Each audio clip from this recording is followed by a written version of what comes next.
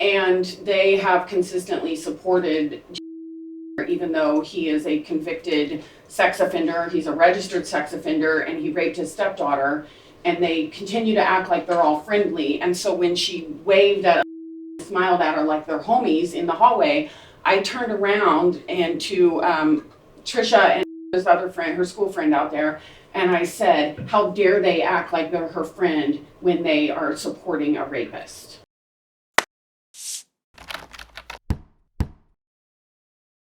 Okay, Lisa, your next witness. Okay, Mr. Please come up to the stand.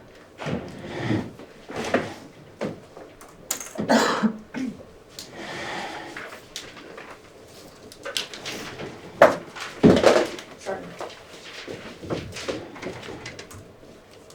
You stand and raise your right hand. You do solemnly swear the testimony you're about to give in this action shall be the truth, the whole truth, and nothing but the truth, so help you God? Yes, I do.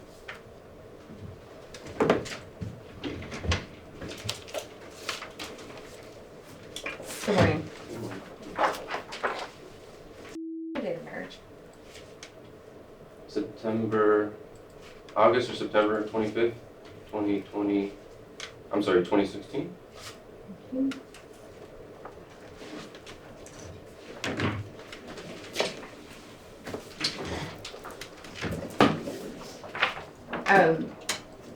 And you were in the courtroom earlier for the court to judicial notice of your criminal conviction. Yes. Do you recall what day you were sentenced? I believe it was October 12th, 2023. What's your understanding of your conviction?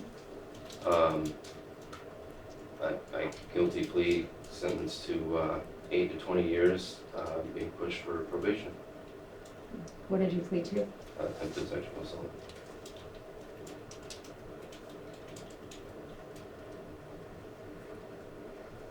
How long is your probation period? Up to 5 years.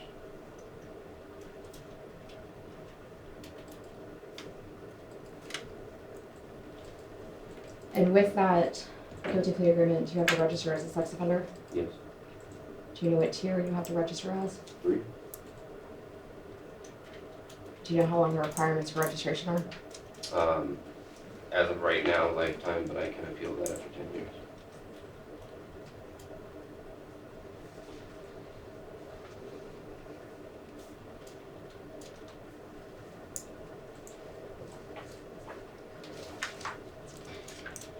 Were there any conditions placed on you as a result of your probation? Very minor conditions.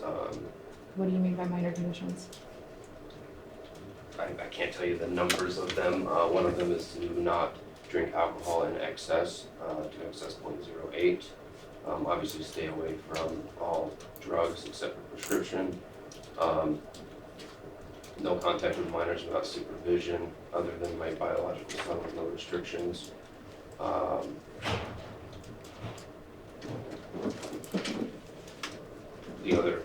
The other one, I guess, would be, which I already have permission to pick up and drop off my son at school anytime to the school. I believe that's it.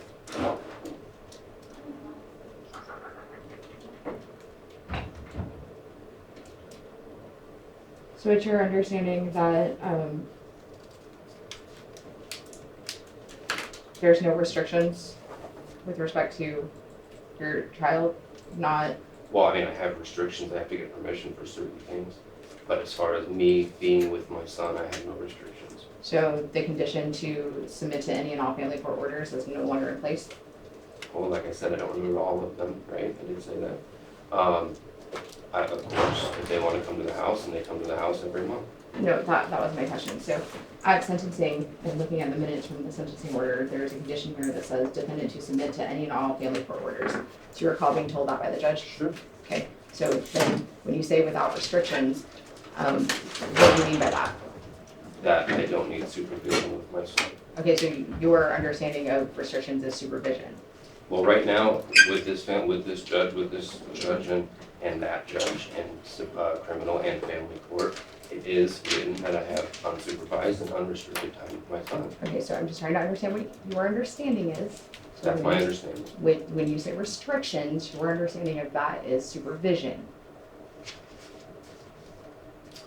I don't really understand the question, if Okay. that's the case, I've So- answered it 3 times. There's someone that just entered the courtroom. Can you identify It's yourself? Ms. Rosenblum, Your Honor. Oh, Ms. Rosenblum, Yeah. I recognize you. Okay, thank you. Okay, so there is a condition in place that says defendant to submit to any and all family court orders. Okay, Okay, so, and you said there's no restrictions. Do you not think that a family court order is a restriction? I don't have any negative family court orders against my son right now. So I have no restrictions from the family court as far as I'm aware. I have unrestricted visitation from Friday to Monday. I have no restrictions set by by Your Honor. And if I am incorrect, please tell me. I was just trying to understand what your definition of restriction was.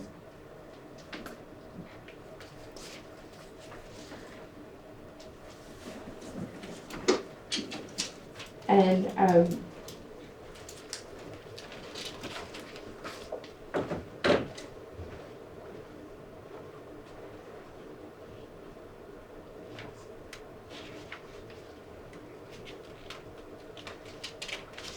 one of the conditions of probation for tier 3 sex offender is that they need consent to be within 500 feet of a school for children. Do you have that consent? Yes, I do.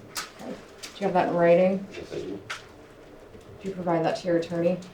She has the text, yes, with my probation officer.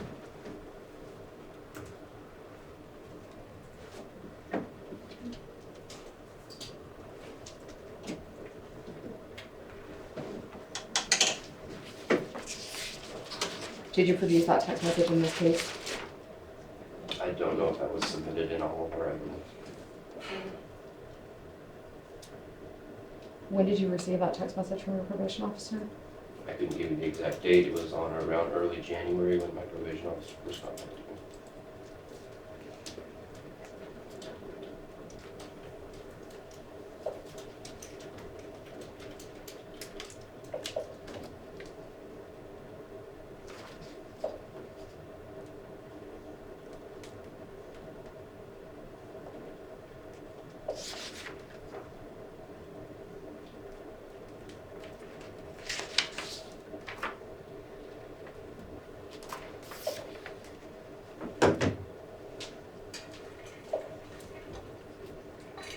Are you aware that as a condition of your probation, you're to have no contact with a person less than the ages of 18 years old in a secluded environment unless there's another adult around?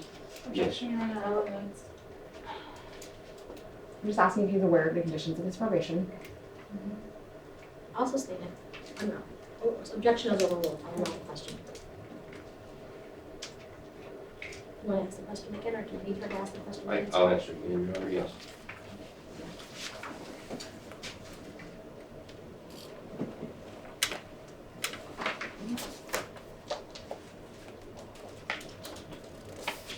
In the text message you received from your probation officer, are you only permitted to go to school? That Your was, son's that was specifically what I asked. That was the most important thing for me to ask. What about the pediatrician's office? Of course, yes.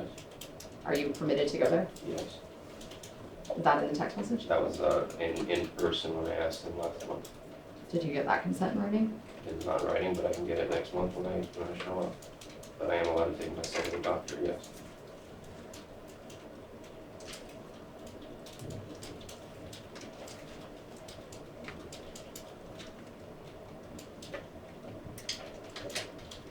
Dentist? I'm sorry? What about the dentist? Of course. Therapy? If he needs and mother and I see fit, of course. These things that you've gotten consent from your probation officer to do? The simple answer is no, but I don't need consent to bring my son to therapy. That's not a child environment.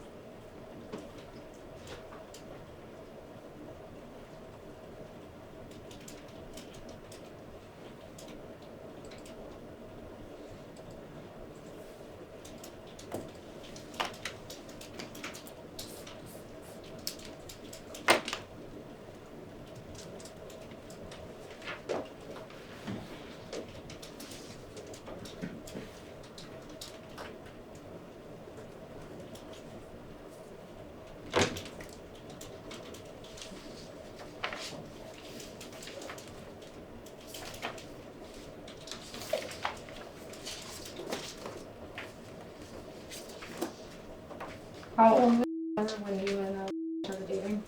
She was around 9 years old.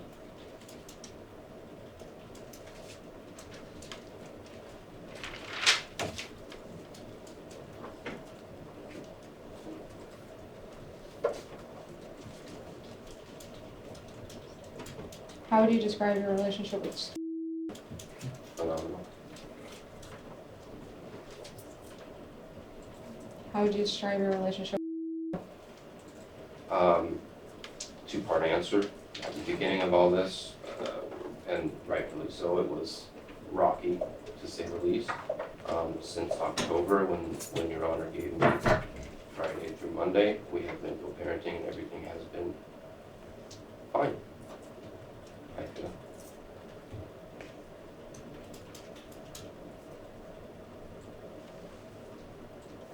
Define fine. Just simple communication, no yelling, no fighting, no arguments, no excessive talking about things that don't matter. It's strictly co-parenting. What are the things that don't matter? I mean, each other's days, how's school going. We don't communicate as friends. It's strictly.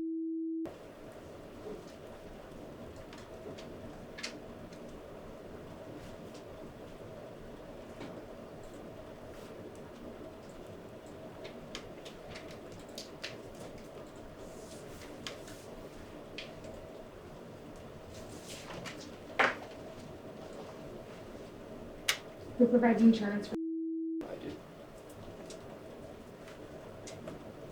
health insurance cards? She does. The last time you provided insurance cards?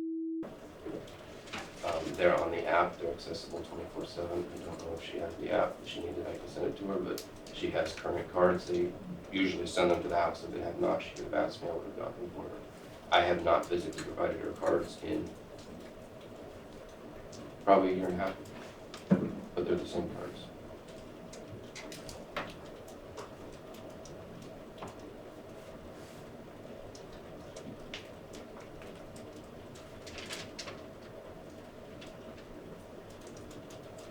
When's the last time you got glasses? New prescription, I can't tell you the date and time.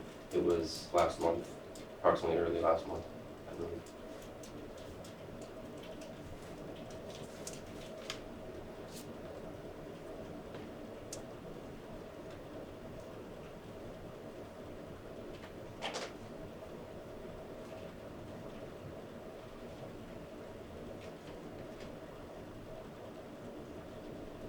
When you say that you discuss strictly, what are some of the things that you discuss that are strictly?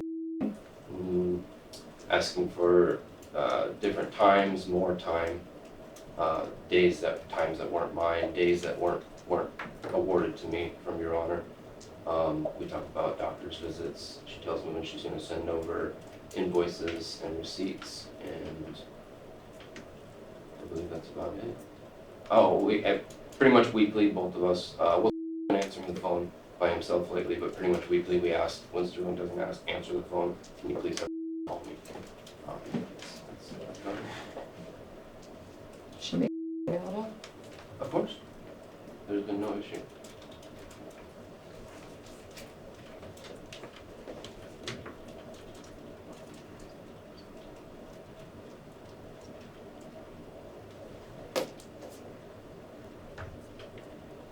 Well, let me rephrase. There's been no issue since October. Before that, Your Honor's aware we had issues with communication, so that's all been fixed, I believe.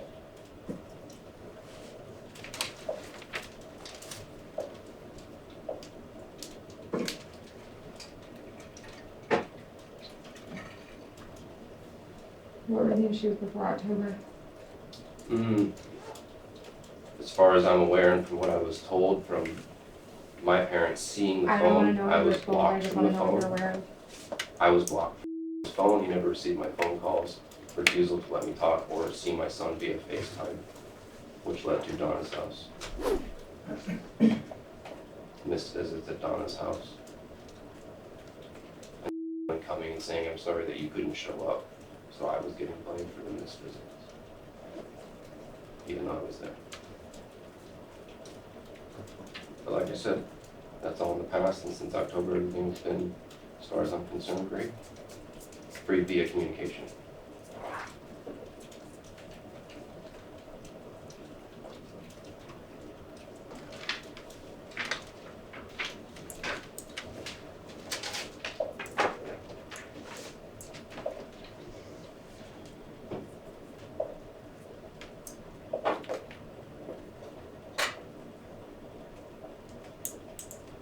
So, no issues with your weekly phone calls? I don't believe so, but that was not an order set by Your Honor. That was something that I agreed to be able to talk to our son every day that we want to, and I don't believe there's been any issues. No. So, there's an open line of communication? I believe so.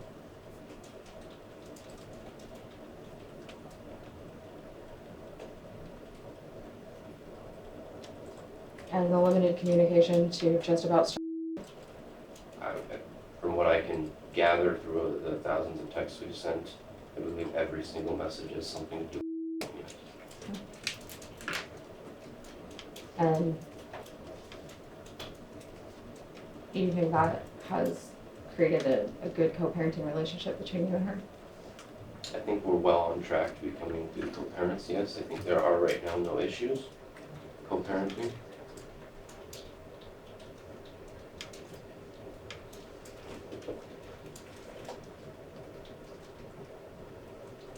In your opinion, do you think wants for anything? Well, for instance, Monday when we were dressing him and getting ready for school, he is at the breakfast table sitting there eating his cereal, and he teared up and said, "I wish I could come back here after school and not go over there." So yes, he does want it. That's not the first time he said that either.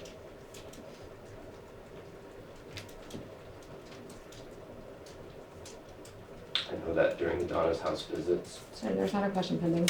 I didn't finish my answer. Oh, okay, go ahead.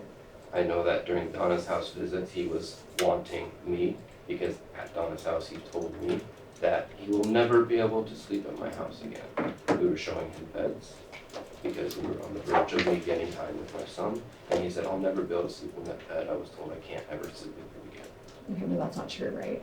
No, it is not true, but I'm telling you that's what he told me, and he didn't learn that from himself. Okay, but now that's not true, correct? Correct. Okay. So.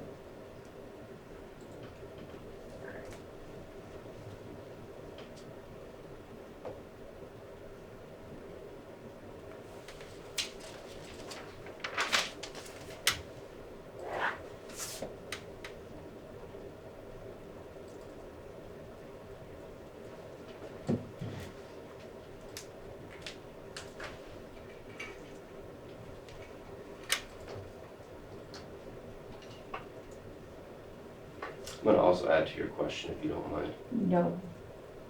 There's no No. question pending. Mm, Your attorney can draw out any further questions. okay. And Your Honor, based on the comments that we're focusing on custody, I'm not gonna get into the financial matters, if that's okay. That's fine. Yeah.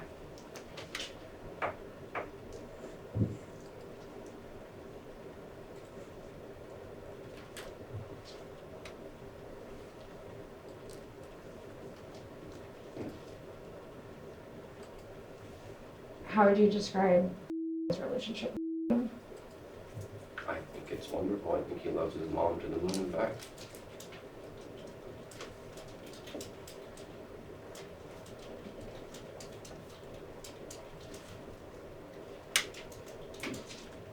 How would you describe his relationship?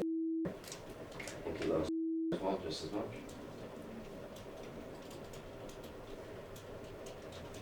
You think it's important that he maintain that relationship?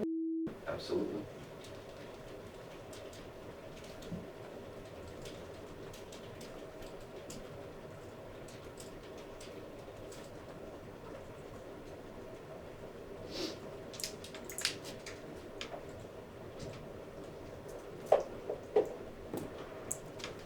I'll pass. Ms. Tajbakhsh? Now, I do recognize that Ms. Szyc is limiting her questioning right now to custody. Are you reserving the right to recall for finances after you Yes. conclude the testimony. Thank you. Not a problem. Okay, so 18 minutes for Ms. Szyc. Go ahead, Ms. Tajbakhsh. Your Honor, I actually don't have any cross-examination questions. I'm just gonna call my client in my case. Indirect? Yes. Do you want to call him now and just proceed, or we'll give it back to Ms. Szyc then? We can get back to this. Okay, I- absolutely. I'll reserve any further questions I have on cross-examination. Not a problem. Okay, Ms. Szyc, be seated. Thank you. Thank you. With the understanding that I'll, Understood. Thank you. You have the right to reserve to recross, call him back for financials after you conclude the testimony. thank you. And Your Honor, the next witness that I'm gonna call is Miss, or my client, but can you just take a brief bathroom break? Absolutely. 5 minutes? Yes. Okay. Thank We'll you. break for 5 minutes off. Thank you. Thank you. Okay. On the record, Your Honor? Thank you. We're back on the record in the matter. Counsel, I have provided you both with the updated records from the Department of Family Services that I received just this morning. Thank you for signing the help and release. As you're aware, these are confidential records. You may discuss them with your clients and show them to them, but your clients cannot have them in their possession. Okay, ready to proceed? Yes, Your Honor, and just briefly before I call my next witness, my office had emailed me over some case law regarding the issue with respect to Ms. Cramer, and I want to make a record. I think that I want to put the case DiMartino versus Greenstein. It's a Nevada Court of Appeals case number 40923 from 2003, which basically states that an attorney is not disqualified from offering trial testimony. It states that the testimony relates to an uncontested issue, the testimony relates to the nature and the value of the legal services rendered in the case, or disqualification of the lawyer would work to a substantial hardship on the client. And a lawyer shall not act as an advocate at trial, which the lawyer is likely to be a necessary witness except where, and then list those 3 conditions. So I just wanted an opportunity to get that on the record before we proceed. Absolutely. So let me make sure I have the correct case. You have DiMartino Greenspan Yes. for Court of Greenstein. Appeals. Greenstein. Yes. Court of Appeals 40923. Yes. Okay, thank you. We'll go ahead and pull that. And I do know that you're offering her as she has, and let me make sure that I'm getting this correctly. She has served as counsel, assisted as counsel, and continues to assist as counsel, correct? Correct. Well, She's so served the pleadings. initially when the pleadings were filed, she offered Miss assistance as filling out the self-help forms when was appearing in a pro per capacity. When Mr. Schneider got on the case, So she filled out self-help forms? she assisted essentially- with filling out the self-help forms. Okay, And then when Mr. Schneider got on the case, Ms. Cramer assisted him with drafting some pleadings, and she has since offered me some of that same assistance, but not to the same extent that she was doing it with Mr. Schneider. And again, under rules of professional responsibility, when an attorney hires staff to do that, once I put my name on it, that pleading is mine, regardless of who drafted it. You're aware of that. But my concern here is, like, essentially when we were having this discussion at the top of the trial, as to whether or not she was going to be permitted to testify, I said that the court could limit her testimony on the financial issues. However, there is additional testimony that Ms. Cramer would offer.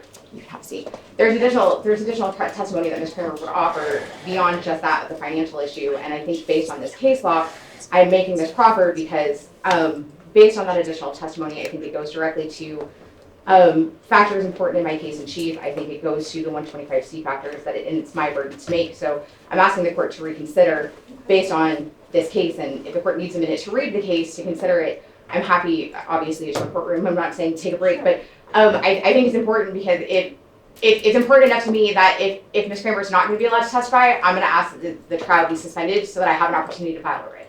And, Your Honor, I apologize. I just got this text from Ms. Rosenblum. sure. Ms. Cramer is out there yelling at my client's mom. She is out there yelling, "There goes the rapist's attorney," as soon as Ms. Rosenblum walked out. I just informed the marshal she has been disrupted this entire time, which is another reason why she is not going to be able to give us any kind of useful testimony in this case, Your Honor. She has no control at this point. She's yelling at my client's mother outside Okay. in the hallway. I did get a note from Marshall during the testimony earlier.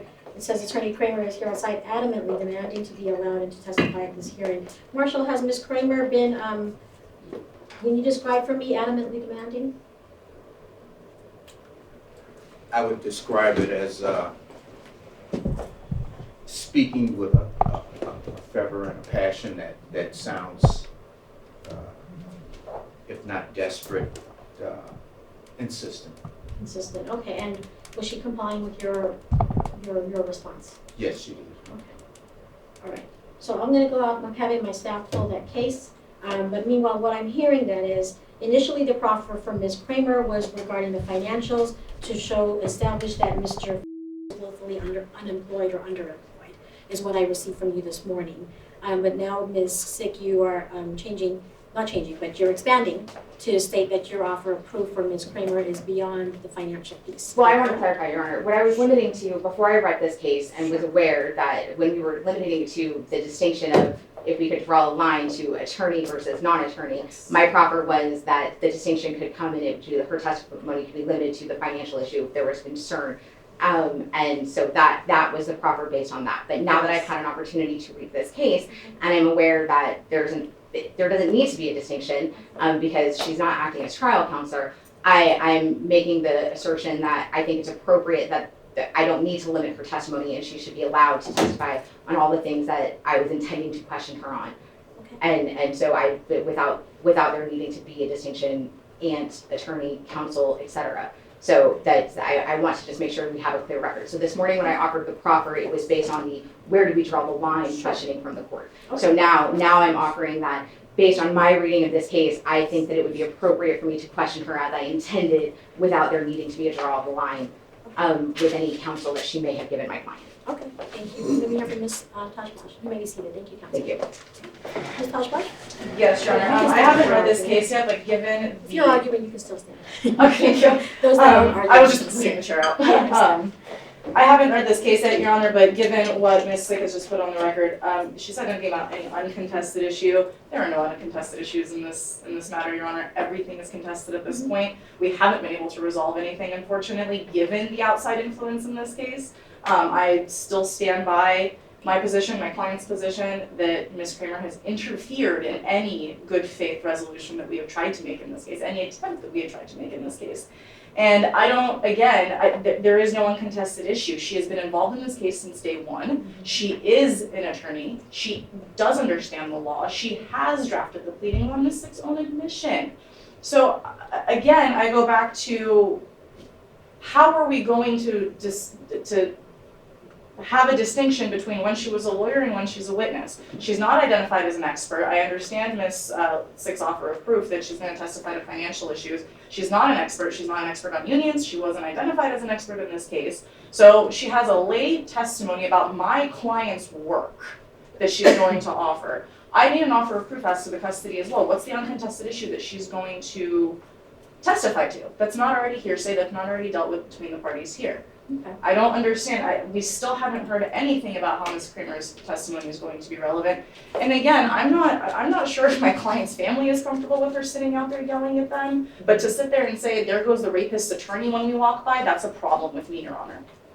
Ms. Szyc, if she is in fact making statements of that nature out there, then you're gonna need to make sure that your potential witness is being appropriate and professional at all times, especially if she's presenting herself as an officer of the court.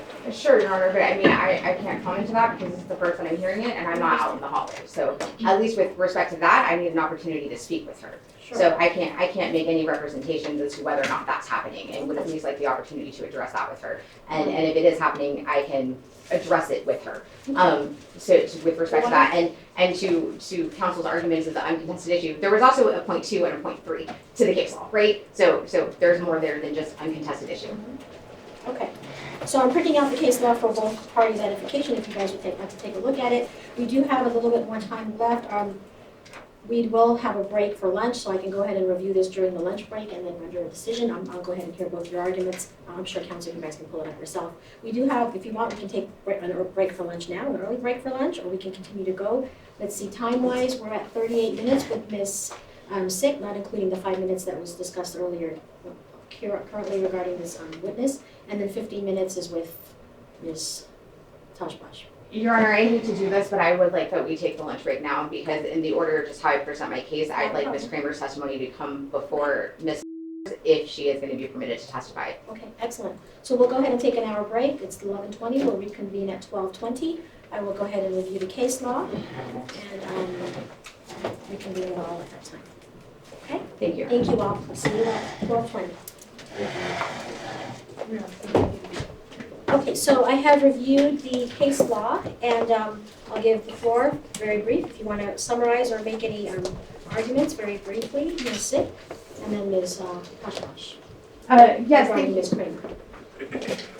thank you, Your Honor. Again, based on the case that I cited previously, it is my understanding that any work that Ms. Cramer might have done or assisted with in this matter does not disqualify her from acting as a witness in this case. She's not acting as trial counsel. She has testimony that I think is going to be relevant in supporting my case in chief to meet my burden to support the 125C factors. And I don't think that under the DiMartino case, it's inappropriate for her to offer testimony. So I'll submit on that. Thank you, Ms. Szyc. Ms. Tajbakhsh. Your Honor, very briefly, the DiMartino case dealt with an attorney that was trying to be removed as a trial attorney because of his role in the entire case. I don't think it applies here. Frankly, it's a completely different case. I do go back to the tenets of the case, though, where it discussed the attorney can appear, sorry, I ran up the stairs. The attorney may appear on any unopposed issue. There is no unopposed issues here. Everything is contested. It is all on the table. But Your Honor has seen, even as recent as 2 days ago, there's very, very contested issues here. The second prong discusses the lawyer may appear in any situation requiring a lawyer, or may not appear in any situation requiring a lawyer to argue his or her own veracity. That I don't really have an argument there. I'll submit on that one. But the third prong says the lawyer may appear if there is a undue or substantial hardship to the party, which there isn't here. Miss has not paid for her attorneys. She's had counsel this entire time. She's had several attorneys at this point. So we feel that it does not apply in this case. Okay, thank you. Ms. Szyc, anything you want to add? Is there a substantial hardship to your client if we do not allow Ms. Cramer to testify today? Yes, Your Honor, that is actually the issue here. Hasn't paid her attorneys, then the fact that she isn't paying her attorneys is why Ms. Cramer has had to be involved in the case and providing assistance. One, initially when Ms. was unrepresented, she went to her sister to receive assistance with the self-help forms. That's allowed. The rule does permit attorneys to help their family and friends fill out those self-help forms. And when it became clear that this case was going to be too complicated for her to appear pro per, my understanding is that Ms. Cramer went to her friend, Mr. Schneider, and said, hey, will you assist my sister in this case? And then same thing happened in how I got involved in this case. So both myself and Mr. Schneider have appeared in this case pro per without fees, and we both have, Mr. Schneider has a thriving practice. I don't even practice family law anymore. I'm at a corporate firm now doing insurance defense work. But as a favor to my friend and colleague, I stepped in because I had a solo practice for years in which I did mostly family law work and said, yes, okay, I will come in and help your sister because this is obviously a case with important issues and best interest factors are very important. There's a child here who needs to be considered. And so, yeah, I said, I will help you. And so there is a hardship to Ms. She wasn't awarded fees. I'm not even sure if it seems I like. don't think anybody ever sought fees. That's the challenge. Well, I don't recall any motion for fees in this So, case. and you laid out an extreme history of the case at the beginning of this, and I do believe it was the motion that was taken off calendar in December that Mr. Schneider withdrew for a reason unknown to The me. motion for sanctions because of the opposition that was filed contrary to the agreement of the parties, which was already addressed on August 31. Right, but I believe that one of those motions, and going back and looking at the record, one of those motions, he asked for fees. Like, Probably so, pertinent to the sanctions. Yeah. And I don't think that anybody's ever alleged or requested for a sergeant, because this is a sergeant case. Sure. But it would be up to, of course, counsel to request for that. and I don't know why Mr. Schneider never did. But either way, I wasn't on the case in the beginning. I can't speak to why it wasn't done, but I can say, like, it wasn't done. I'm here as a favor to my friend. I think that it is appropriate because, again, whether she is writing for me, as the court knows, like, She's never appeared in this case as counsel, and that's the thing, I think, the distinction here. And that is the pertinent issue, when I don't mean to interrupt you, but I'm Yeah. gonna go ahead and cut to the chase in the interest of time. I did review the case, and while it's not completely applicable because we don't have disqualification of counsel on the table, I think this is the best that anybody could give me. I don't have any other counter case that Ms. Tajbakhsh has provided to me. I'm aware of the Cronin case as well, but that's again dealing with disqualification. So looking at the heart and spirit of this case, of the DiMartino matter, you may be seated. I believe my first assessment would be, first and foremost, is Ms. Cramer a necessary witness? Because SCR 178 generally precludes an attorney who is likely to be a necessary witness from acting as trial advocate. So first, is she a necessary witness? I believe, Ms. Szyc, your testimony is that she is a necessary witness. You testified that she's the sister. She has been involved in this family's life as the sister to Ms. And she was also an advocate for her sister to assist her with self-help center forms and obtaining counsel. So I'm gathering from your testimony that you're saying she is a necessary witness who has pertinent information, not necessarily as an attorney per se, but more so as a family member. Is That's that correct? Yes. So I'm going to take that to find that she has been proposed to be a necessary witness. The next thing is she acting as an advocate at trial? Because it states SCR 178 generally precludes an attorney who is likely to be a necessary witness, check, from acting as a trial advocate. So my next question is she acting as trial advocate today? No. Okay. And so I don't see her as attorney of record at any time. While I recognize, I think it's undisputed, she has essentially served as ghostwriter and drafted the papers and pleadings. Her involvement as such may be questionable moving forward if she's acting as a witness. But if she's not acting as a trial advocate, she's coming in today to testify solely as a witness, subject to the exclusionary rule. Because it's a sealed case, she's not going to be allowed to participate because she's not sitting at counsel's table, nor is she sitting as a trial advocate. I don't know if she's aware of that because it appears to me that she's outside demanding to be in here. So I'm going to make it very clear to her that if I do allow her to testify, it's as a witness, not as trial advocate. And I'm probably going to allow Ms. Tajbakhsh to voir dire the witness if she'd like to assess whether or not she's serving in her capacity as counsel or as a witness per se. And Your Honor, if I may, as to that issue, I spoke with her about that, and I can make some representations if you'd like me to. Sure, she can if she comes in here. It's Okay. I mean, if you're going to tell me what she said, I'd rather hear it. Okay. Yes. So at this point, I'm going to understand from your testimony that she's not acting as a trial advocate. She's not sitting at counsel's table. She's not counsel of record. If I were to allow her to come in today, it's solely for purposes of serving as a witness, i.e. the sister to the plaintiff in this matter, who did have a role in assisting with helping her sister get some legal advice. That is correct. Okay. So with that said, then it appears that while Ms. Cramer is a necessary witness, she is not acting as a trial advocate, so there's no need for me to go further. But arguably, in the interest of assessing everything, why don't we go ahead and go further? In the event that she were acting as a trial advocate, the testimony relates to an uncontested issue, is not applicable. This is clearly a contested matter, as Ms. Tajbakhsh correctly noted. Testimony relates to nature and value of legal services rendered. I don't believe she's going to be providing that, so B is inapplicable. C, disqualification of the lawyer would work a substantial hardship on the client, is not applicable because she is not the attorney in this case, nor is she coming to serve as the attorney on this case, correct? That is correct. Okay, so we're not dealing with disqualification and the rest of the factors do not apply. I will also note for the record, upon my review of this substantial record in this case, I do note that Ms. Szyc, you did identify Ms. Cramer as your witness in your first pretrial memorandum that was filed on 4/1/2024 at 11:35 p.m. And Ms. Cramer was identified as your first witness on page 16, lines 22 to 23. I also do note for the record that I did review Ms. Tajbakhsh's objection, ex parte request to strike plaintiff's pretrial memorandum, and objection to plaintiff's untimely disclosure of witnesses and for sanctions that was filed on 4/2/2024 at 1:27 p.m.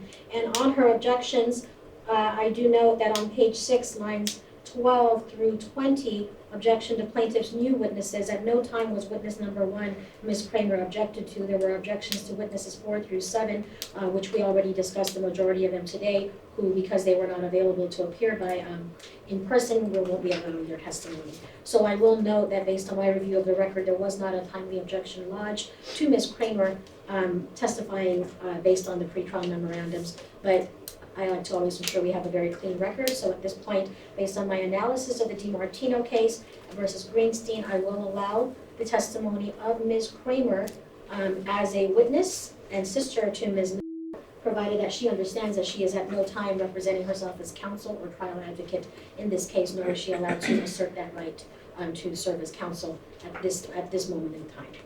Understood, Your Honor. Okay, all right, so we'll go ahead and allow that. You want to call your witness? Yes, Your Honor. And then just one thing before I bring her in here briefly, there were some comments made right before the break about Ms. Cramer making comments as people in the hallway. And I would just like to note, I learned on the lunch break as my client called the first witness that I called. Apparently, as Ms. Taylor was walking down the hallway with her friends to leave the courthouse, Mr. Fester, the grandparent, made comments to Taylor and her friends. Which apparently was reported to Ms. Cramer, and that is where the statement came from. So I'm just letting it be known that there was a comment by Taylor to her as she was leaving after giving testimony this morning. Okay, and so Ms. Cramer was responding on behalf of Taylor? Yes. That's my understanding. Okay, thank you. And if I may approach, get her from the hallway. Absolutely. Thank you. Okay. Your Honor, I would be allowed to ask her about the statements she made in the hallway today. Yes, it's open game. That's I'm just making it, that's why I put it out there. Yes, okay.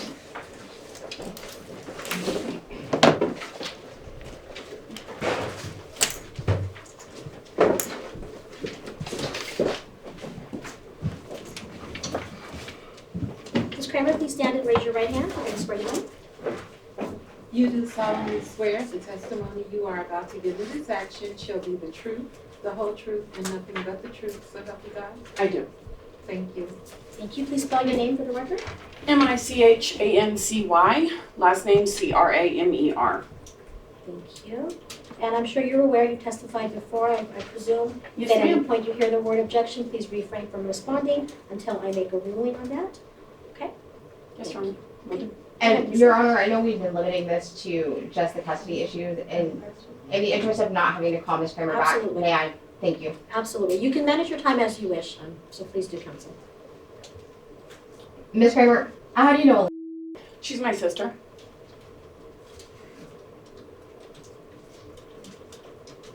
How long have you known her? Since she was born. Do you know? Yes, I do. Are you aware of the relationship that? Yes, I am. What is your relationship to? I'm their aunt.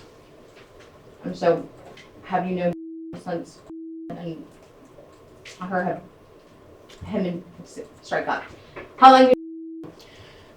It was probably, they had probably dated for a while before I met formally, but so a little while, maybe a year or two after they started dating.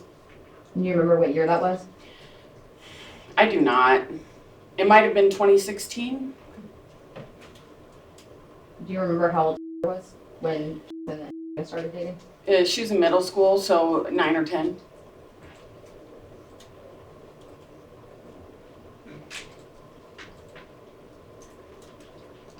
How old are you now? You know, I don't know. I think he's in 2nd grade.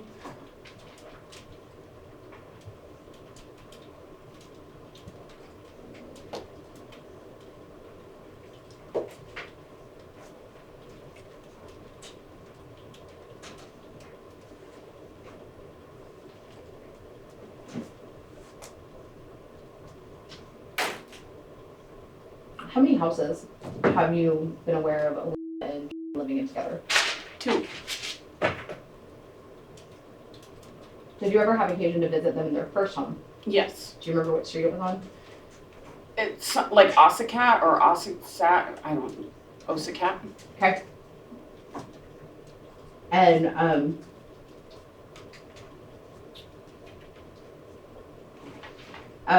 is there anything significant about that home that stands out to you? Objection, vague, ambiguous. How long did they live in that house together? Do you know? Several years. Do you know why they sold it? I don't know exactly what their decision making was, but I know that they moved closer into central Las Vegas. It was out in the far northwest. She was going to school for? Architecture. I think she's in the interior architect program.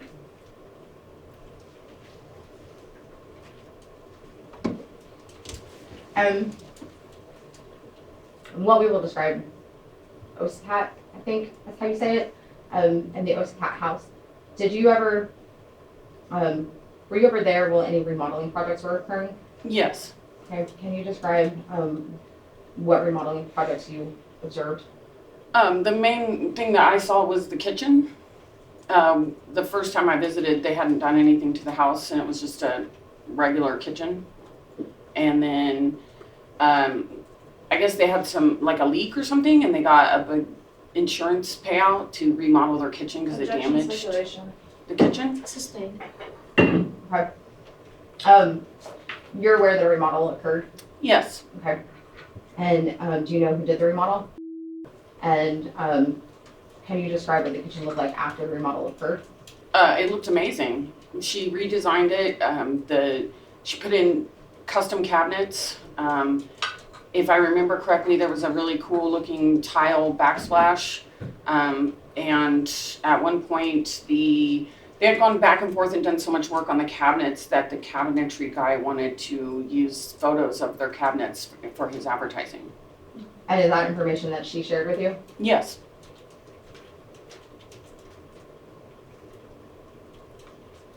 And you learned all of this information because correct?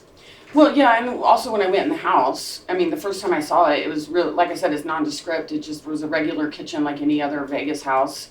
And then when the next time I had gone to the house after it was almost all the way done, like the way the kitchen was, you walk in and go down the hall and then the kitchen's on the side. And it was just amazing. It was completely redone and it was beautiful. Objection, Your Honor, relevance. Ms. Szyc, what's your offer and proof for this testimony? Your Honor, I'm going to be making a mom-push argument later as to the separate property and community property interest into the value of this house and the payment that was used to buy the second home. Okay, sustained. Thank you. Objections overruled.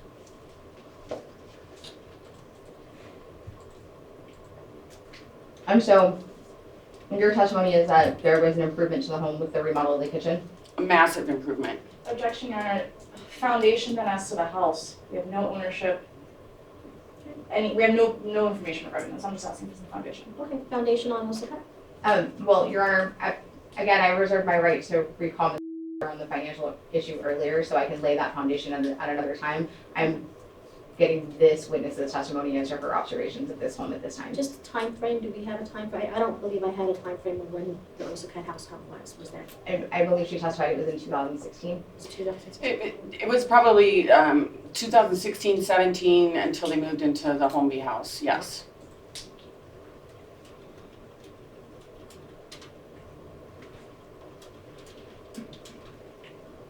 So is the Homeby house the second house that they moved into? Yes, it is. You had occasion to visit them in that home as well? Many times. Is that the home that currently resides in? Yes, it is.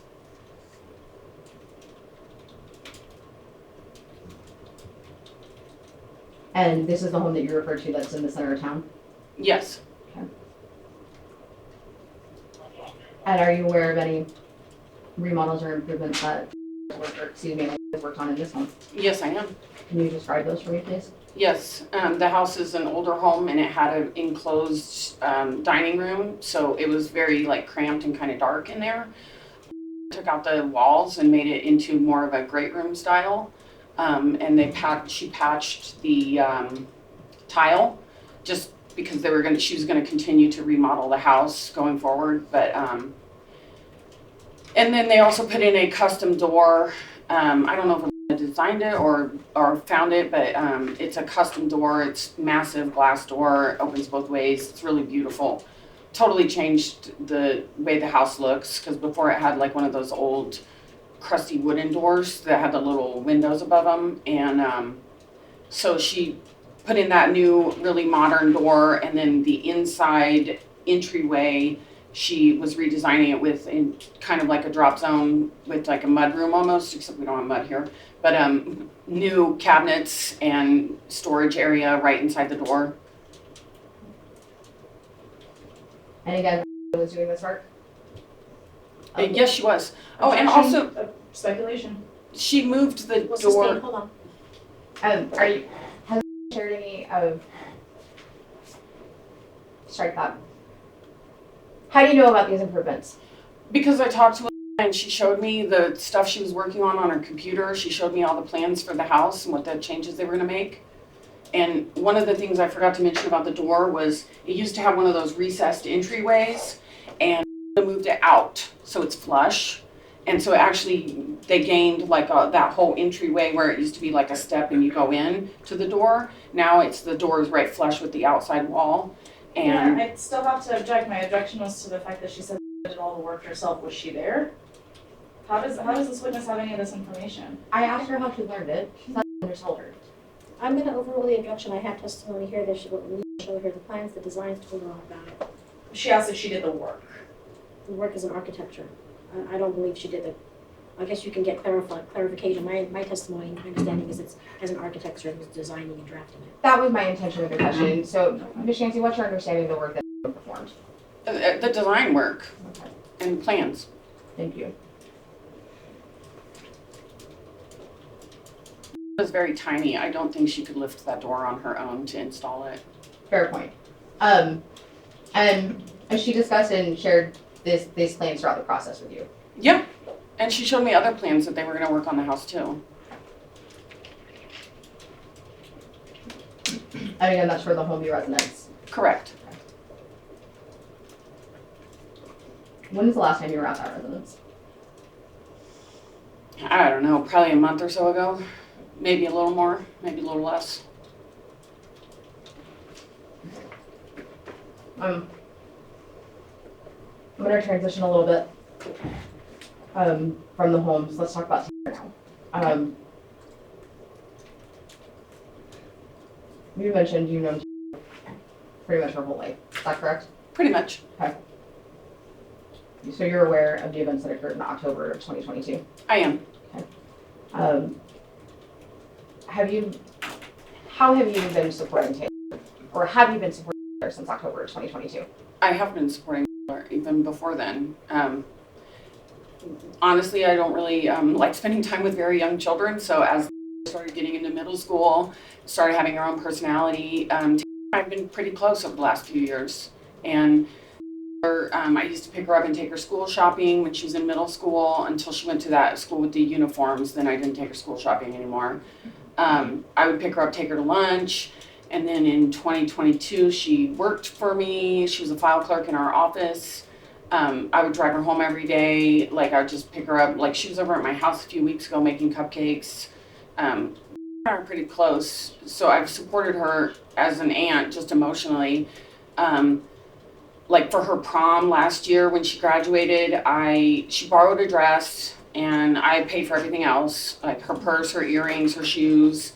I did all that. I send her money occasionally on Venmo if she needs gas money. She'll text me if she needs something. Otherwise, sometimes I just send her stuff. I've taken food, snacks, pretty much every kind of personal care item you can think of over to the house.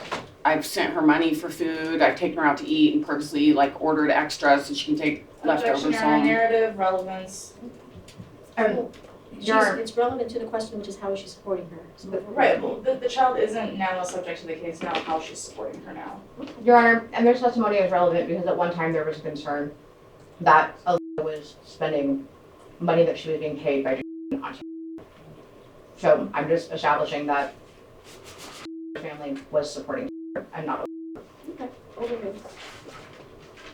So, and Ms. Cramer, just to be clear, those were things that you were doing prior to October of 2022, correct? Before and after, yes. Is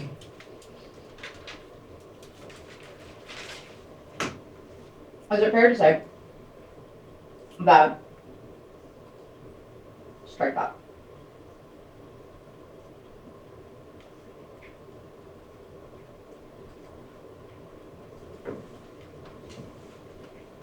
When did you first learn about the event that occurred in October of 2022 between?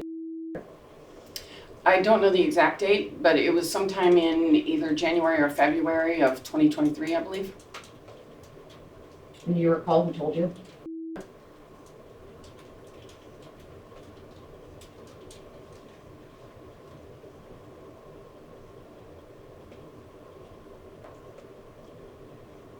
Do you remember why she told you?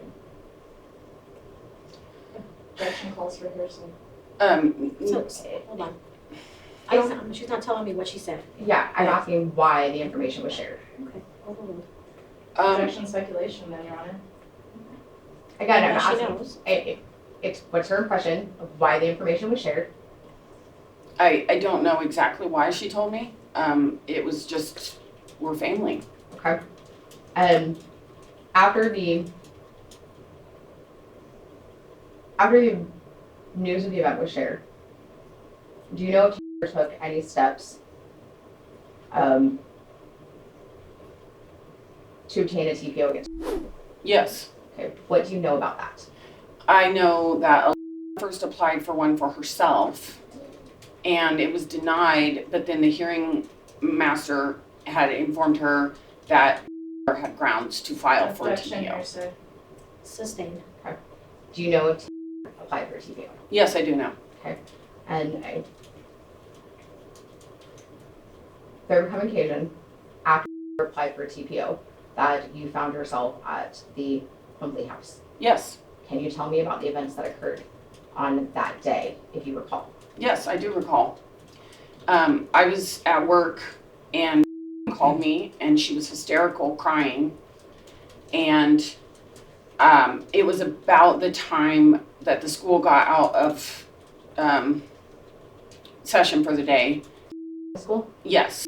And his cousin, they both go to art magnet school. And she had called me from the school and was hysterical. And at that point, I knew he had not been served with the TPO yet, and he had not been arrested yet. Objection, speculation. She just testified to what she knew. She's testifying to what she knew, so only, go ahead. So overruled. Thank you, Judge. I'm just making a record for the. I understand. And I know our witness is also an attorney, so she knows not to give me any hearsay statements or any speculation. So, had not been served with the TPO yet. He had not been arrested yet, and had called me hysterical, crying. She had gone to pick up the kids from school, which she does regularly. The school was on the TPO. I saw it. It was listed as one of the locations he was not permitted to go to, but he had not been served with it yet, so he went to the school, and that called me hysterical. I called. And I called her mother because her mother was in town at that time. And they went to the school to help her. I went to the Homeby house. And I was at the Homeby house.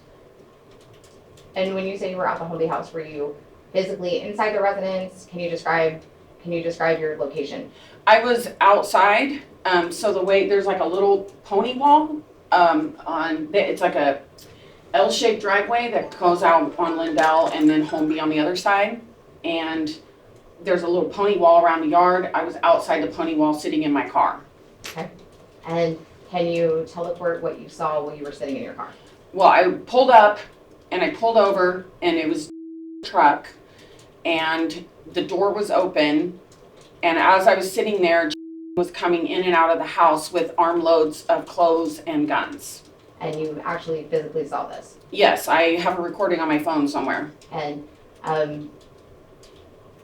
you saw him load these items into a vehicle? He put them in the back of his truck. Okay. And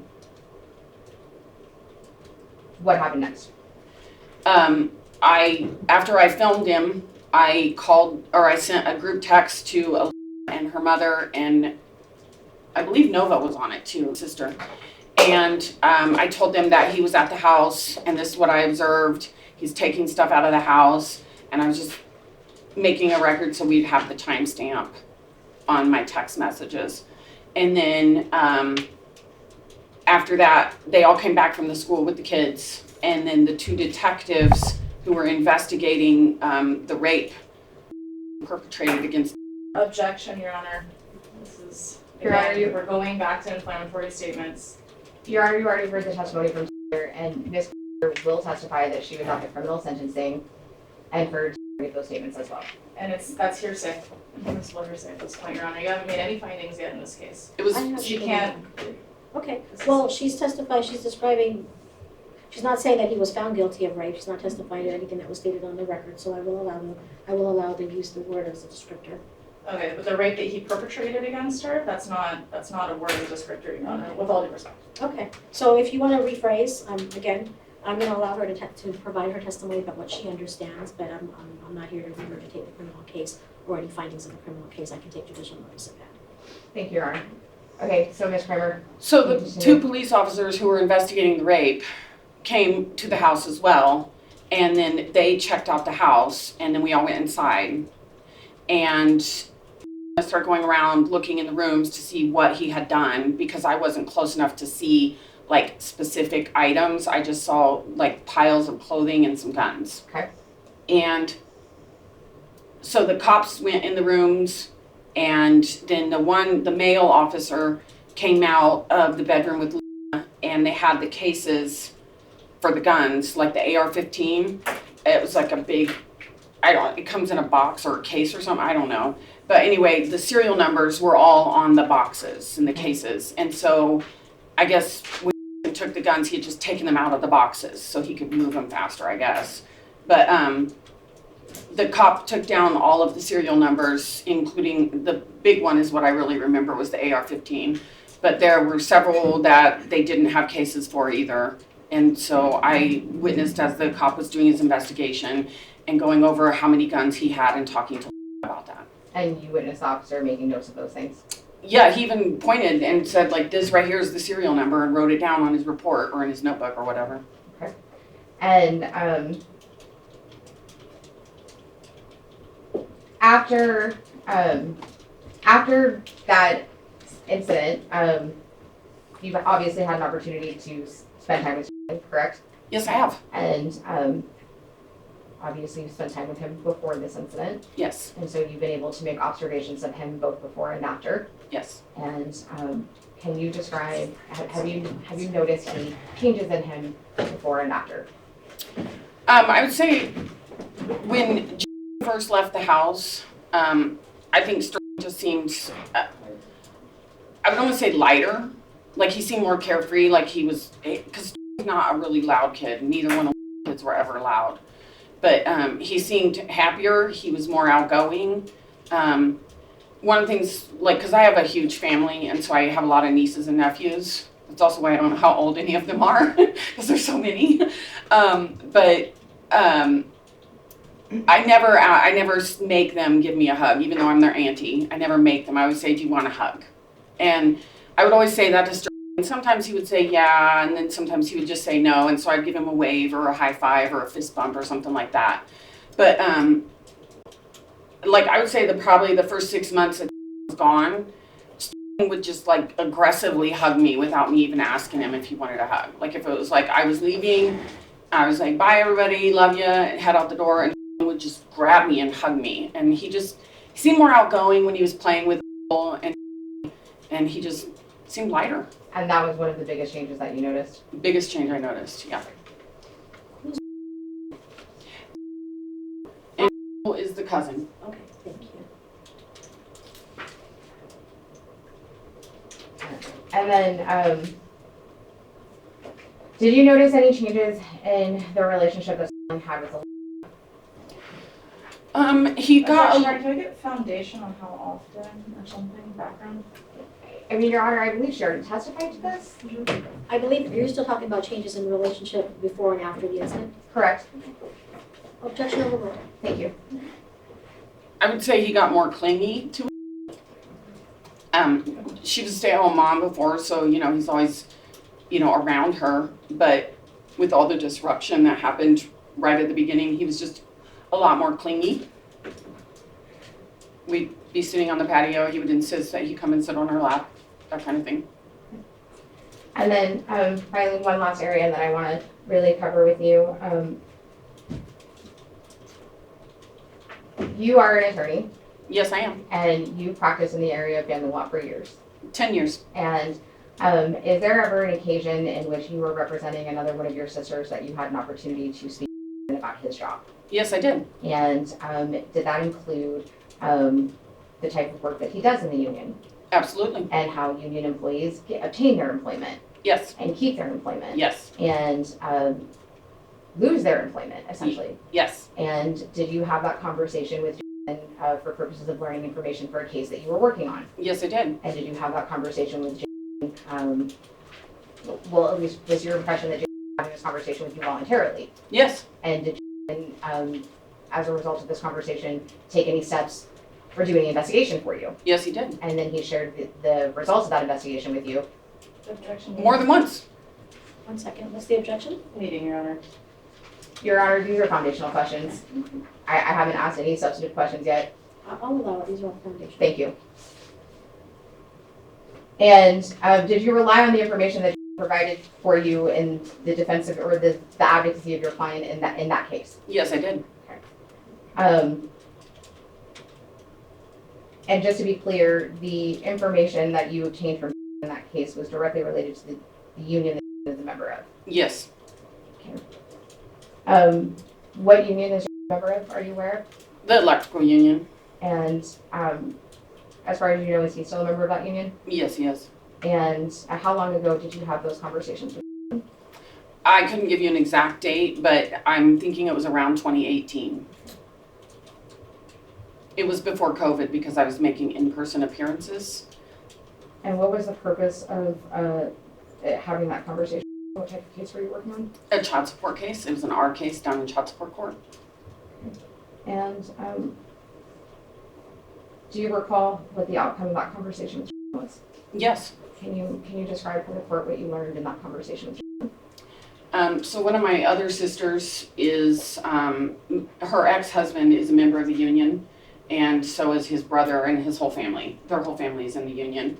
And he went to child support court and was giving the hearing master a song and dance about how there's like a list and there's all these people ahead of him on the list and he can't get Objection, Your work. Honor, hearsay. Sustained, I don't need to hear what other people said. Okay, well, okay, so I took what that he had said in court because we had a return hearing, and I brought it to Jen and I told Jen about what he was saying, and I said, can you look into this at the union and see if it's true about all these lists and him being on the bottom of the list and da da da da da. So Jen says, yeah, I can ask. So then when I saw him again, he told me that he had gone to the union and he had asked about my other brother-in-law. And he had asked, what was the deal with him on the list? Where was he working? Those kinds of questions. And Jason told me at the union hall that they said, oh, he doesn't want to work, talking about my other brother-in-law. Objection, hearsay. Sustained, I don't need to know what other, you're aware of. No. That was information that you told Michancy. Okay. So Jen told you he doesn't want to work. Yes, but he told me that the union people said my other brother-in-law didn't want to work. And then, What the union people said, that's stricken, that's hearsay, but what he told you, you can tell me. well, He was reporting what the union people told Okay. him. and so then he told me what they do is when they're trying to avoid child support, they know the foreman and they go work on the smaller jobs because a lot of times the smaller jobs, whoever's hiring these union companies wants to keep their costs low, their labor costs, and they will take walk-on off the books workers. And so that's what said my other brother-in-law was doing, was he was still working on union jobs just off the books. And he was still making money, it just that he was avoiding paying my other sister's child support. And Jason told me all about how they do this down at the union. And then I went to child support court and I reported it to the hearing master. And then came to me a few weeks later and told me that at the union hall it had gone out that they weren't going to release any more information. And me and Jason both laughed because we thought it was because my other brother-in-law's family is so connected in the union. They made it so they're, he probably told that I went to child support court and said, I have another brother-in-law in the union and he said he's purposely doing this and working off the books. So anyway, yes, that's the investigation. Jason went down there and asked those questions and gave me that information about how the union members can avoid working on the books to avoid garnishment, and they can make it look like they make less money. And that was related to a case you were doing for another member of your family. That is correct.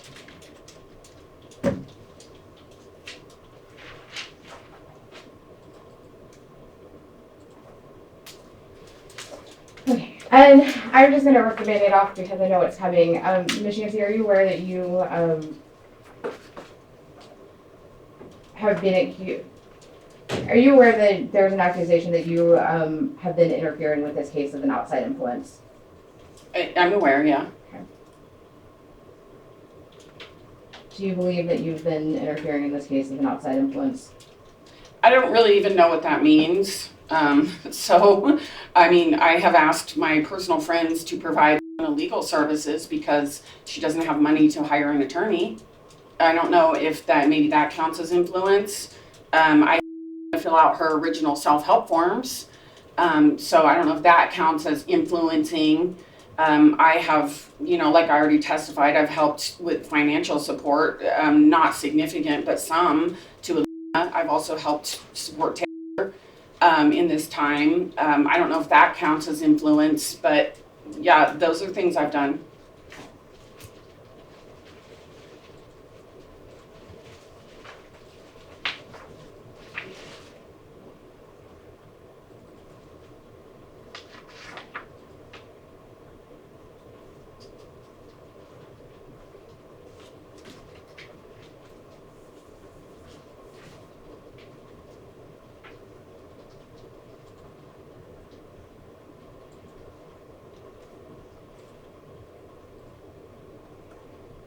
I'll pass the witness.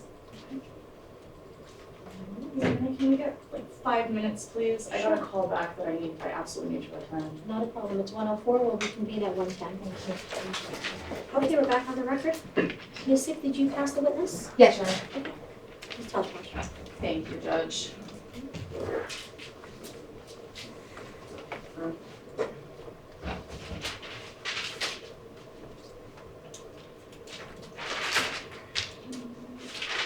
Ms. Cramer, do you have a background in child psychology? Nope, Do you have a background in any kind of child behavior? nope. Are you specialized in recognizing child behavior?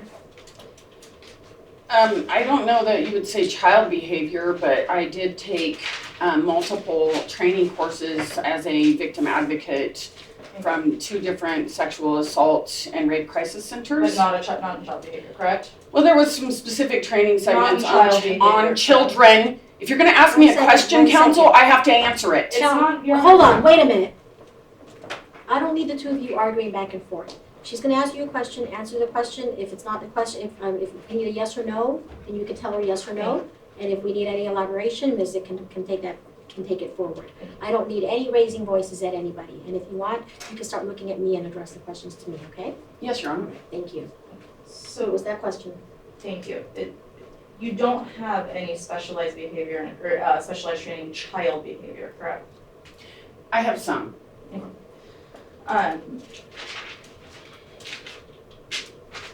The only information that you have about unions is what my client told you, correct? Incorrect. Okay. However, you're not an expert on unions and how they work, correct? No, I am not. Okay. You stated that you had recordings of my client taking loads of items into his vehicle. Have you provided these recordings? No, I have not. Okay. Isn't it true that the house, the homely house, is actually my client's house as well? No, The homely house is not my client's house? it's community property. That's not what I asked Ms. Cramer. I asked him, is it also his house? Your Honor, I don't understand the question. Do you understand? Isn't it true Mr. and Mrs. as a purchased the homely house together? Yes, Okay. And prior to being served the TPO, he was allowed to be in his house, correct? I don't think so. Okay. But you did testify that he hadn't been served the TPO the day you reported him, correct? Correct. Okay. And you are aware as an attorney that if a TPO isn't served, he's not violating anything by being at the house, correct? I don't know what was in place in the criminal court, that's a yes so or I no can't question. answer, Your Honor, I can't Your Honor, answer that as she a needs yes to or no, answer. because I don't know So, what was I don't involved know. in the criminal So if case. you don't know, just say I don't know. That's okay. Okay. Okay, so she doesn't know, she said. Okay. Your Honor, she did testify as the TPO, which was their family court, just for the record. Okay, so you said that you saw him take out loads of clothes and guns, correct? That's what it appeared to be from where I was sitting. Okay. And then you stated that the police removed cases for guns, correct? That is correct. And was there a gun safe in that house? I do not know. Okay, but you're aware of all the remodeling and everything that was in the house, correct? I'm not aware of all of it, but I'm aware of what I testified to, yes. Okay, so your testimony is that you're not aware if there was a gun safe in the house. I'm not aware if there was a gun safe in the house. Okay. So it's possible that these guns could have been in the gun safe, correct? I suppose so. Okay. I'm sorry, hang on a second. Yeah, there's a question. No, I need to clarify your question. Are you saying it's possible the guns were in the gun safe after took them out of the house? That's not what I asked. Or before he took them out of If you the don't house? understand the question, you can say it. Okay, Your Honor, I don't understand what time frame she's talking about. Okay. Let me back up a little bit. Please testify as to all the guns that you saw taken out of the house by. Oh, I was too far away to see specifics. Okay, so was it one gun? Was it one gun? From the conversation I witnessed between the and the police officer and the That's number of, Your Honor, I'm trying to answer what you the witnessed my question. client The take out of the question, house. the question that I believe stands is, was it one gun that you witnessed being transported from the house to the? Yeah, I was too far away to determine how many guns he had. So that's your answer. Okay. Is it possible that it was more than one in his hand? I am certain it was more than one. Okay, would it have been 10 guns possibly? I do not know how many guns Jason had to begin with. Okay, so it was possibly one gun, maybe two guns. No, This is non-responsive at this point. She's saying not, so it certainly was more than one, but she doesn't know how many guns. You can go ahead. That's what I have as her testimony. And was that, did you see the type of gun it could have been? Was it a big gun? Was it a little gun? Your Honor, as I've already testified, I was too far away to see exact details. How far were you? Where was that pony wall? Your Honor, as I previously testified, the pony wall goes around the lawn, around the front yard of the house. And Ms. Cramer, how big is that wall or that front yard? Your Honor, I cannot measure with my eyeballs. Okay. So is it an acre? Is it less than an acre? I believe the entire lot is a quarter acre, but I could be wrong. Okay, was there anything in the way of you viewing my client coming out of the house? Yes, his truck. So I only saw when he either pushed it over or when he was far back at the door. So when he got closer, he was covered up by the truck, or when he came around the other side. So is it possible that what you saw wasn't a gun, but was rather something else? No, I saw a black long gun, some kind of rifling looking thing. Oh, so you did see what size it was? No, I didn't. What I said was I saw a black rifle, like a long gun. I don't know what size that is, Your Honor. Well, I just asked you if it was big or small, Ms. Cramer. So it's a black long gun and a rifle, okay. But you also testified that the police removed several cases, correct? Yes, I did. Okay. Actually, no, I didn't. I testified that the police looked at several empty cases. I do not recall them removing the cases from the house. They looked at it and wrote down the serial numbers of the guns that had been in those cases. Where were these several empty cases? I do not know. Aluna and the police officer brought them out of the back bedroom, and they were, when I saw them, they had brought them out, and it was all piled up by the door. Okay, so it's still your testimony that you don't know if there was a gun safe in the house, correct? That's correct.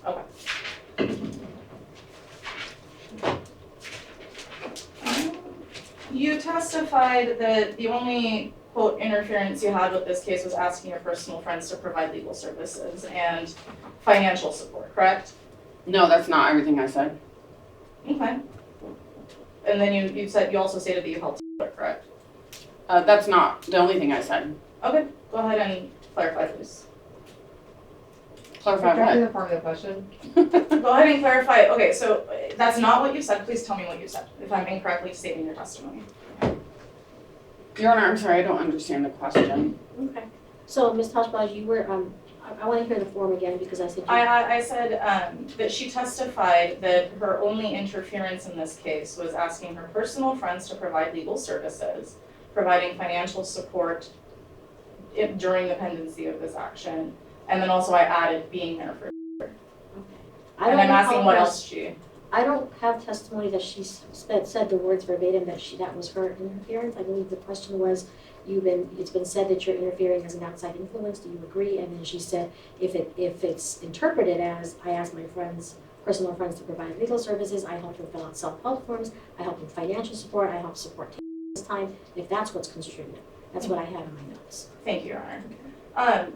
Isn't it true that you did assist in more than just the self-help forms in this case?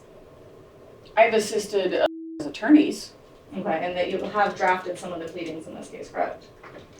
That is correct. Okay. Did you ever draft, isn't it true that you drafted a settlement email or text message back to my client when he reached out to see if they could settle this case? I have never talked to your client since this case, since he raped my niece. I have not talked to your client. Objection, Your Honor, non-responsive. Your Honor, she answered the question. Okay, I would move to strike everything after the question was answered then. Okay, after I have never talked to your clients? Yes, Your Honor. So stricken. Have you drafted a text message for Lisa to send to my client or an Nope. email for Lisa to send to my client? Nope. Okay. Your Honor, I pass it. Ms. Szyc? Just briefly, Your Honor.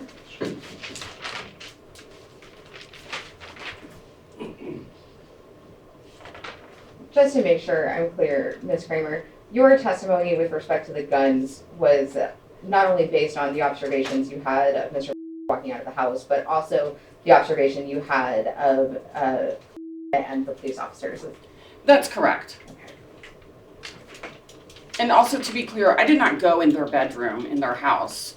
So if there was, and I believe that's where I had said the guns were when she was talking to the cop. So I don't know if there was a gun safe or not. There may have been. I have no knowledge. But your testimony was based on your knowledge, which is the observations you had as we previously discussed. Correct. Okay.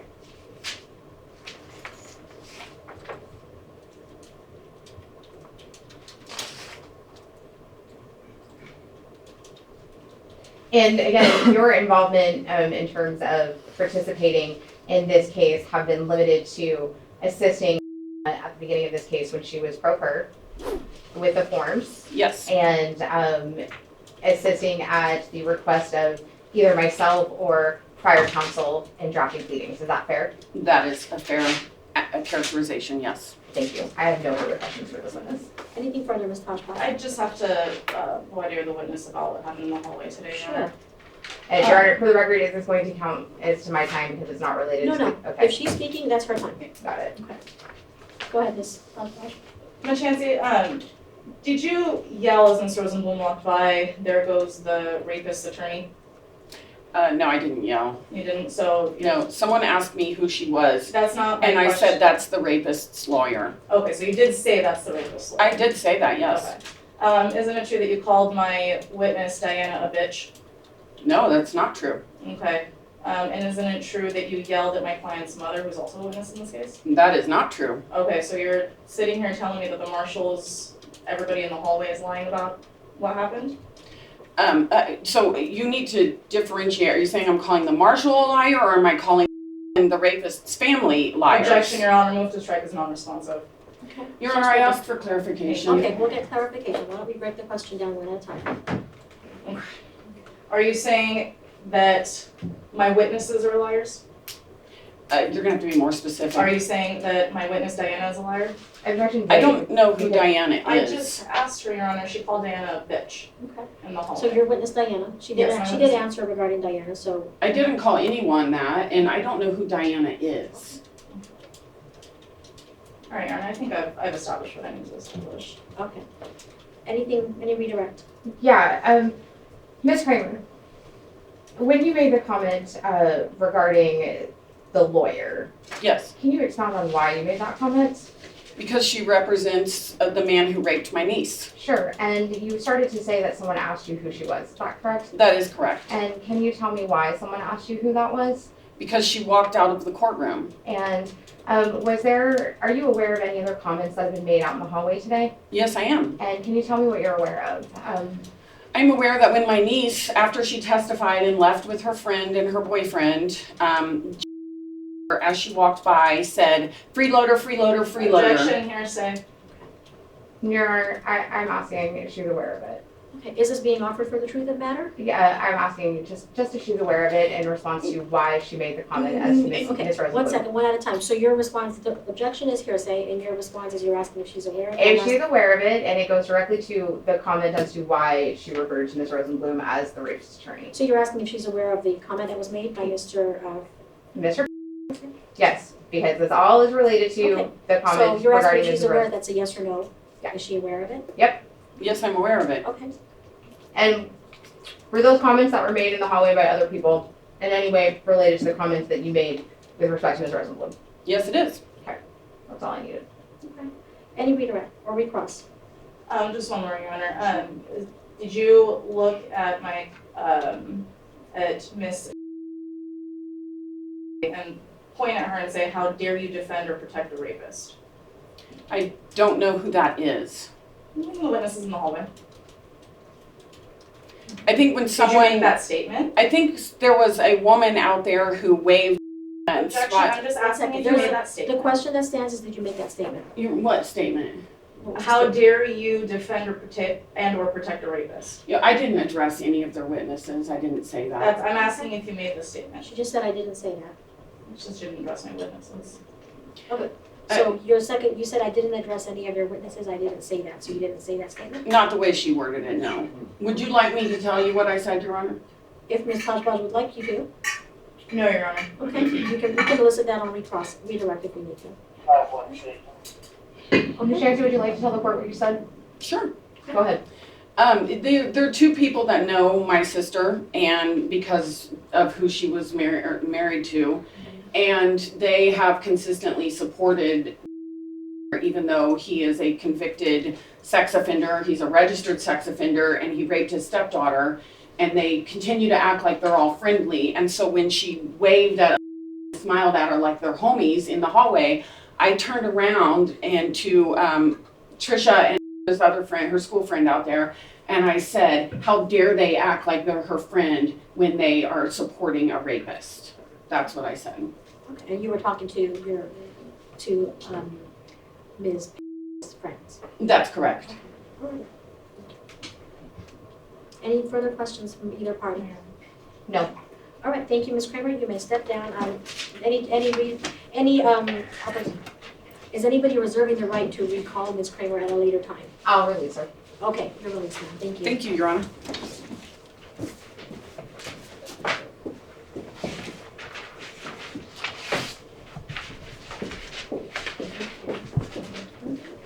Okay, Ms. Szyc, do you have any other witnesses?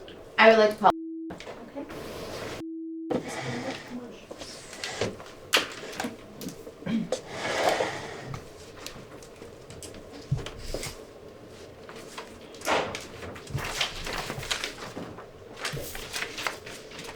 Remain standing and raise your right hand.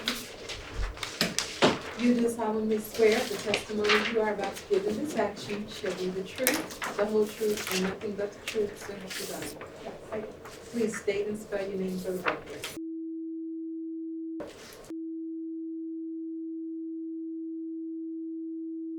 Thank you. You may be seated. If you hear the word objection at any time, please refrain from answering until I give it. Thank you. Okay. What's your date of marriage? August 25th, 2016. 16? 16. When did you move in together? About a year, a little less than a year after we met. I want to say January of 2016. But it could be, it was somewhere around there. When did you guys meet? Oh, we met a couple years before. We met about a year before we started dating. What year was that? It might have been 2014, So you met in 2014, roughly, started dating in 2015, yes. married in 2016. How old was when you guys got married? Which was, hey, What year did you have? 2017.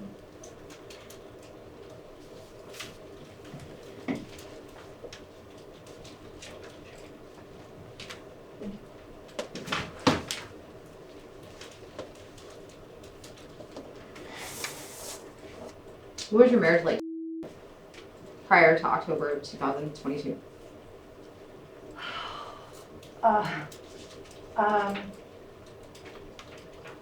That's a big question.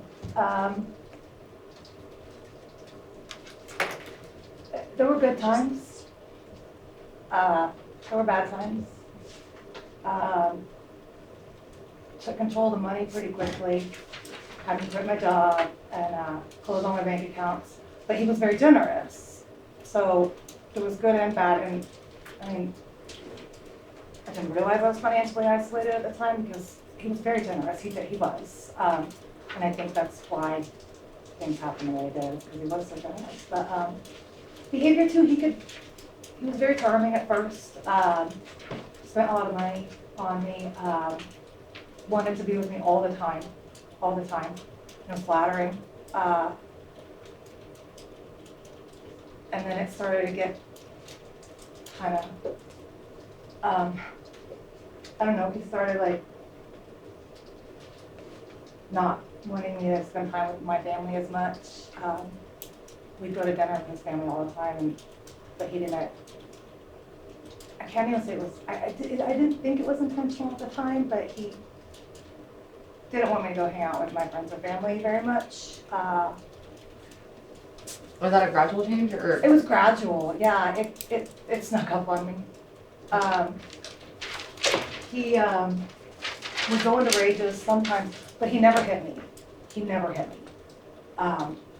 But he would like, something little tiny would happen and he'd punch holes in walls or punched a lot of holes in a lot of walls.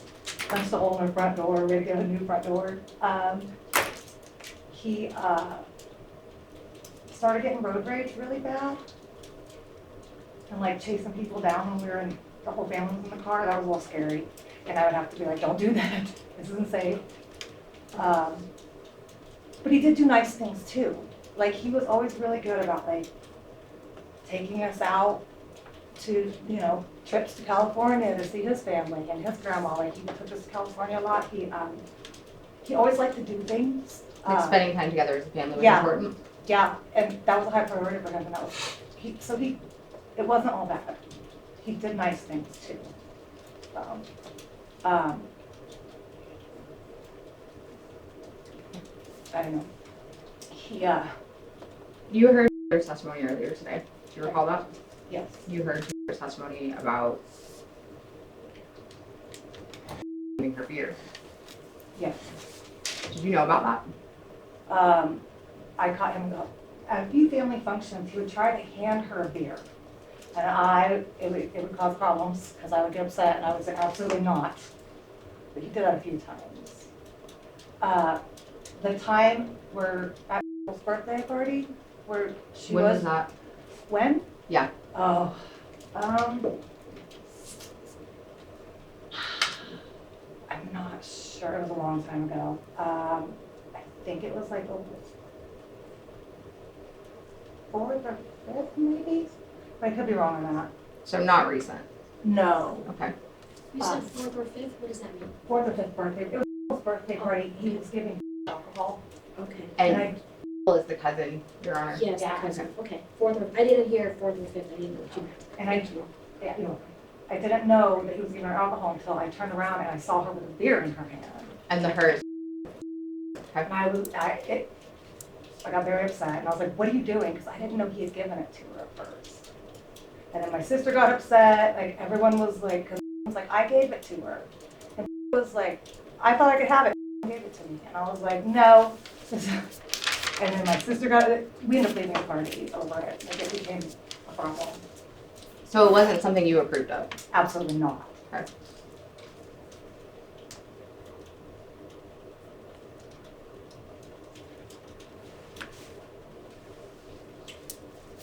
Obviously, things changed after the disclosure. Is that a fair statement? After the disclosure, after he disclosed to me, Yes. yes, Do you remember when Taylor told you? yes. When did Taylor tell you? The night that I caught cheating and asked him to leave. Do you remember month and year? I'm sorry, this has been like the longest year of my life. It was February, early February, I wanna say like first week of February in 2022. No, I'm sorry, 2023.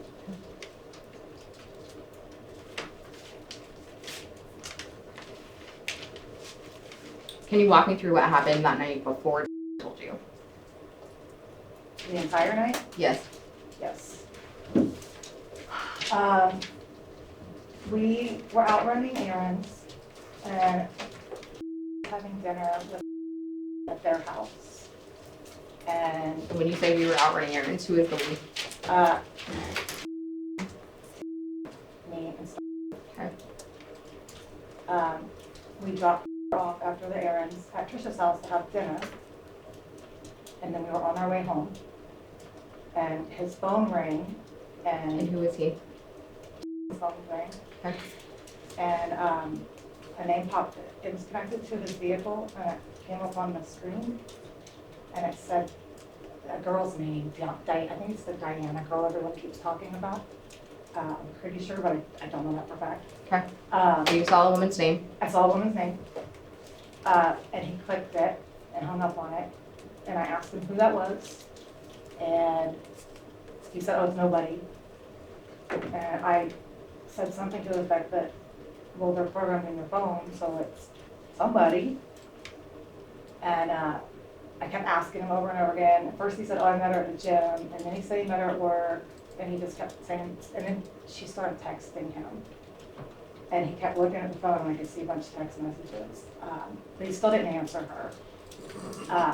And then we pulled up into the driveway and I grabbed all his stuff and I took his phone. And I was like, get your son out of the car. And I went in the house and I locked myself in the master bathroom. And I went through his phone. And there was lots of text messages. So I called her. And I don't remember if it was before or after I called her, but at some point he came to the bathroom door and started punching the door. There's still a hole in the door from that, by the way. But I don't remember if it was before or after I called the girl. Okay. But I ended up calling her. And I just said, I don't remember my exact words, but I said something about, do you know that he's married? And this was to whoever was on the other end of the phone? The girl, yeah, Okay. the texting. And she Yeah, I don't want to know what she said. Okay. You called her and you had a conversation with her. What happened after you spoke to her? I waited in the bathroom for a minute and walked away from the door. And then I came out of the bathroom and was in the hallway in my living room. The hallway coming out of the back bedrooms is like not really a hallway, it's a part of the living room. And my mom and dad were in the living room and I'm sorry, my mom and the living room was in the hallway. It's not really a hallway, it's just a sofa that divides the walk space. So they were all in the room and I came out and I was mad and I told him I called her and he got mad. And then he wanted his phone and I held his phone like this and then I don't know what happened, but he had me around my neck and was pulling me back towards the back bedroom. And when you say he had you around his neck, was his arm wrapped around your neck? He had me on, yeah, I was like, my neck was in his elbow. Okay. And then he was pulling me backwards, everyone was screaming. I started flailing.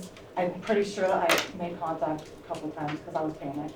And then he let me When go. you say you're pretty sure you made contact, are you meaning as you were flailing, your hands made contact with his body? Oh, I'm sure, yeah, I was in a panic. Okay. And then he let me go. He went and grabbed some clothing, I think, and he left. Okay. And I just want to clean this up. When you were flailing and you were in a panic, was his arm still around your neck? Yeah. Okay. And you said he dragged me. Did he drag you while his arm was still around your neck? Yes. And this was all on the night. Did he leave home that night? Yes. And since that night, has he been back in the home? No. And this happened to be the same night that was was close to you. Yes. Okay. After he left the home, did you call? No, I don't think I called her. She came home, Trish brought her home. Okay. And when she got home, I told her, because he had been leaving and coming back a lot. And I was like, he's never coming back, like I'm not letting him come back this time, because I kept taking him back. And I told her, I said, he's not coming back this time. Prior to this incident in February of 2023, had you ever been physical with you before? No, just other people. And he would punch walls and stuff.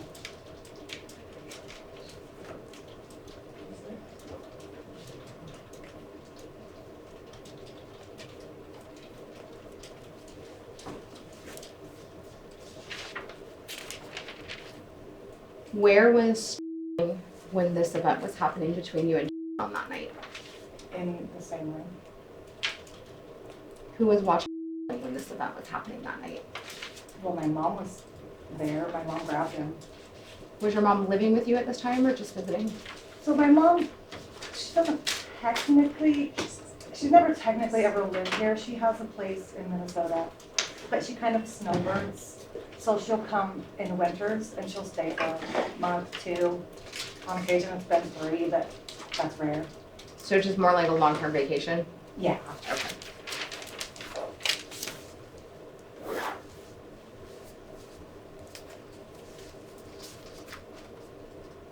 How long after that, what did you do after she got home and she told you about what happened between her?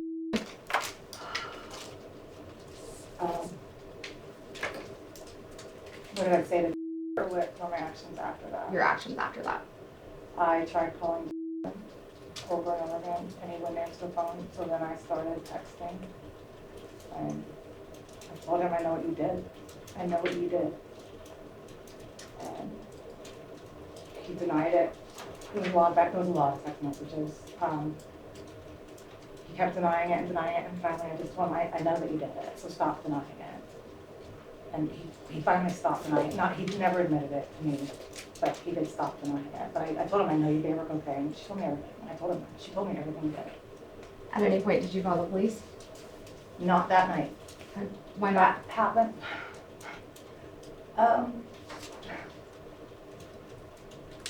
So that happened late Thursday night.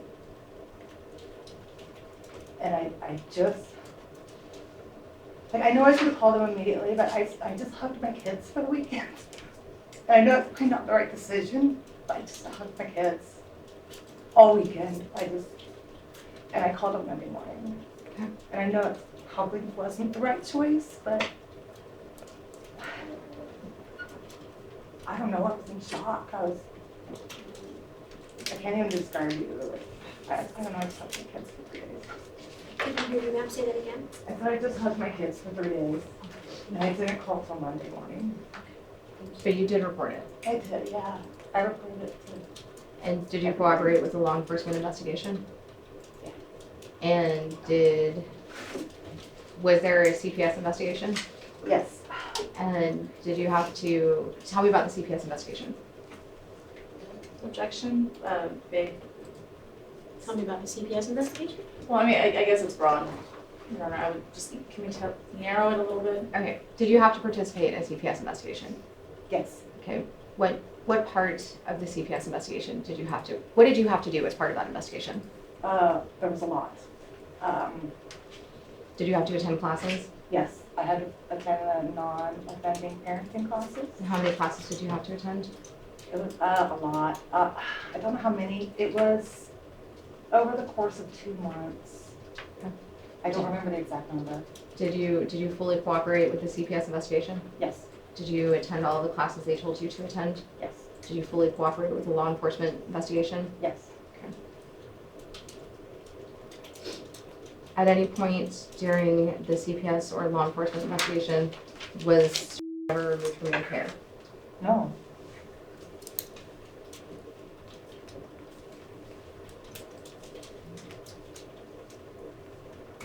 Walk me through a day in the life. Tell me about what's he like. What do you guys do from wake up to bedtime one day? Well, it depends on the day, depends on whether I'm in school or not. Okay. But like on a no school day, or, well, when I don't have school. But he Yeah, has walk me school. through a day when you don't have school. I get up usually around 6 and I spend about 30 minutes. I have my little coffee and my wake up time. I pack his lunch, get, his shoes together, get him all his backpack, make sure his homework's in there, all that stuff. And then I wake him up and we have breakfast, brush teeth, and then we go to school. We leave at 8 o'clock. We get to school at about 8:30 and we usually wait for about 10 minutes for his best friend. He walks in with his best friend every day. And she gets there a little later than me, so we wait. And then they walk in together.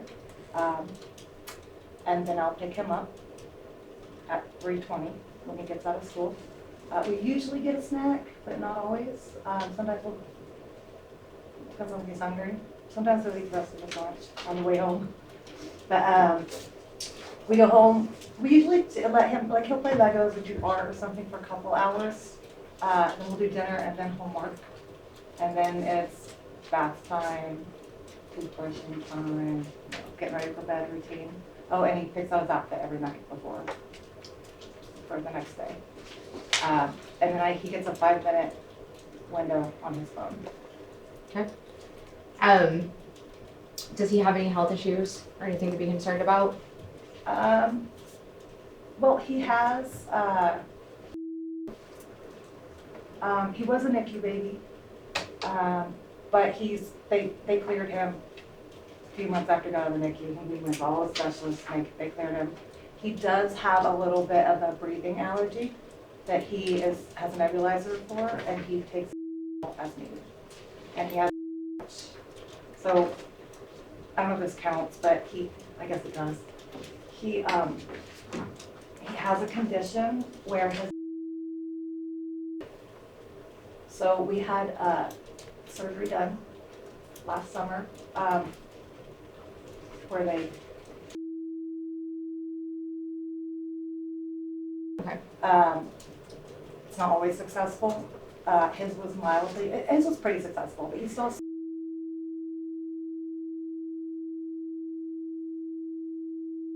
but that's temporary. Okay. But nothing significant, no, like is he on an IEP or 504 plan at school? Anything like that? No. Okay. How's he doing in school? He does well in school.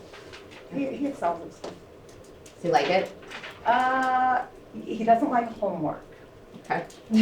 But he likes school, yes. He does. Does he have a favorite subject? Art. Taken after mom? So, yeah, I'm not brag. Yes. Yes. That's fair. Okay. So obviously there's some conflict between you and me. Is that a fair statement? Yes. And testimony earlier, you said that you guys communicate pretty well when the communication is limited to strength. Yes. Do you think that's fair?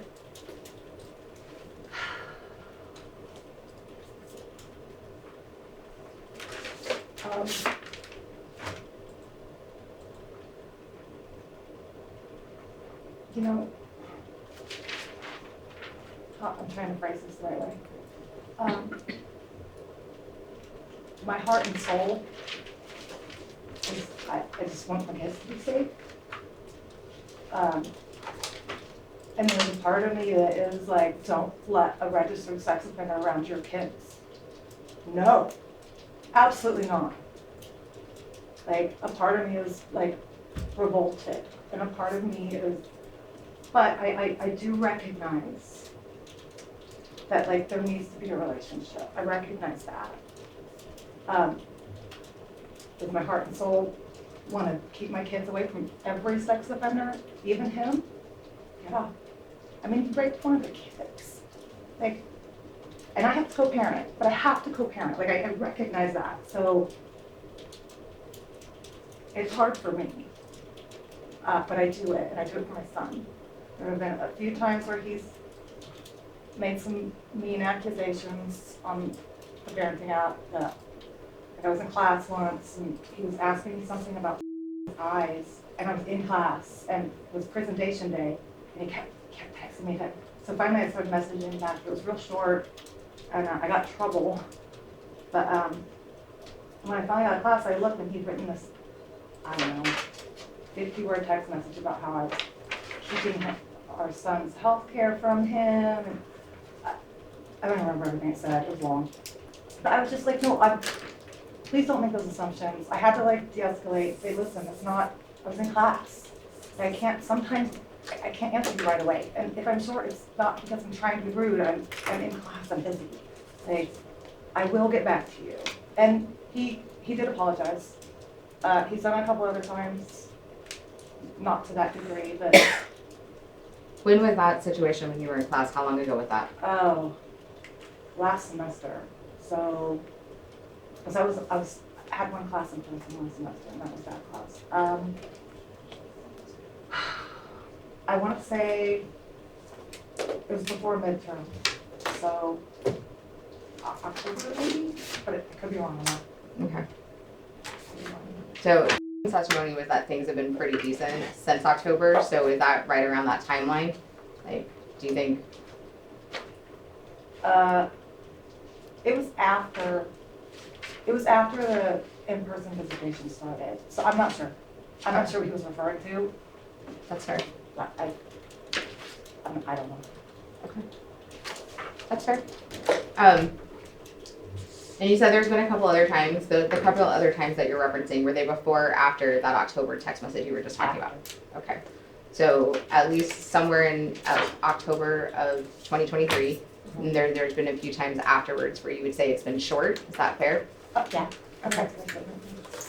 And you guys are communicating, which app are you using? I believe it's called App Close? App Close or Yeah. Close or yeah. Okay. And the court issues an order today regarding custody. Would you like to continue to communicate on App Close? I don't know. Yes, I Do you think it's necessary? I think it's a good idea. Okay. Yeah.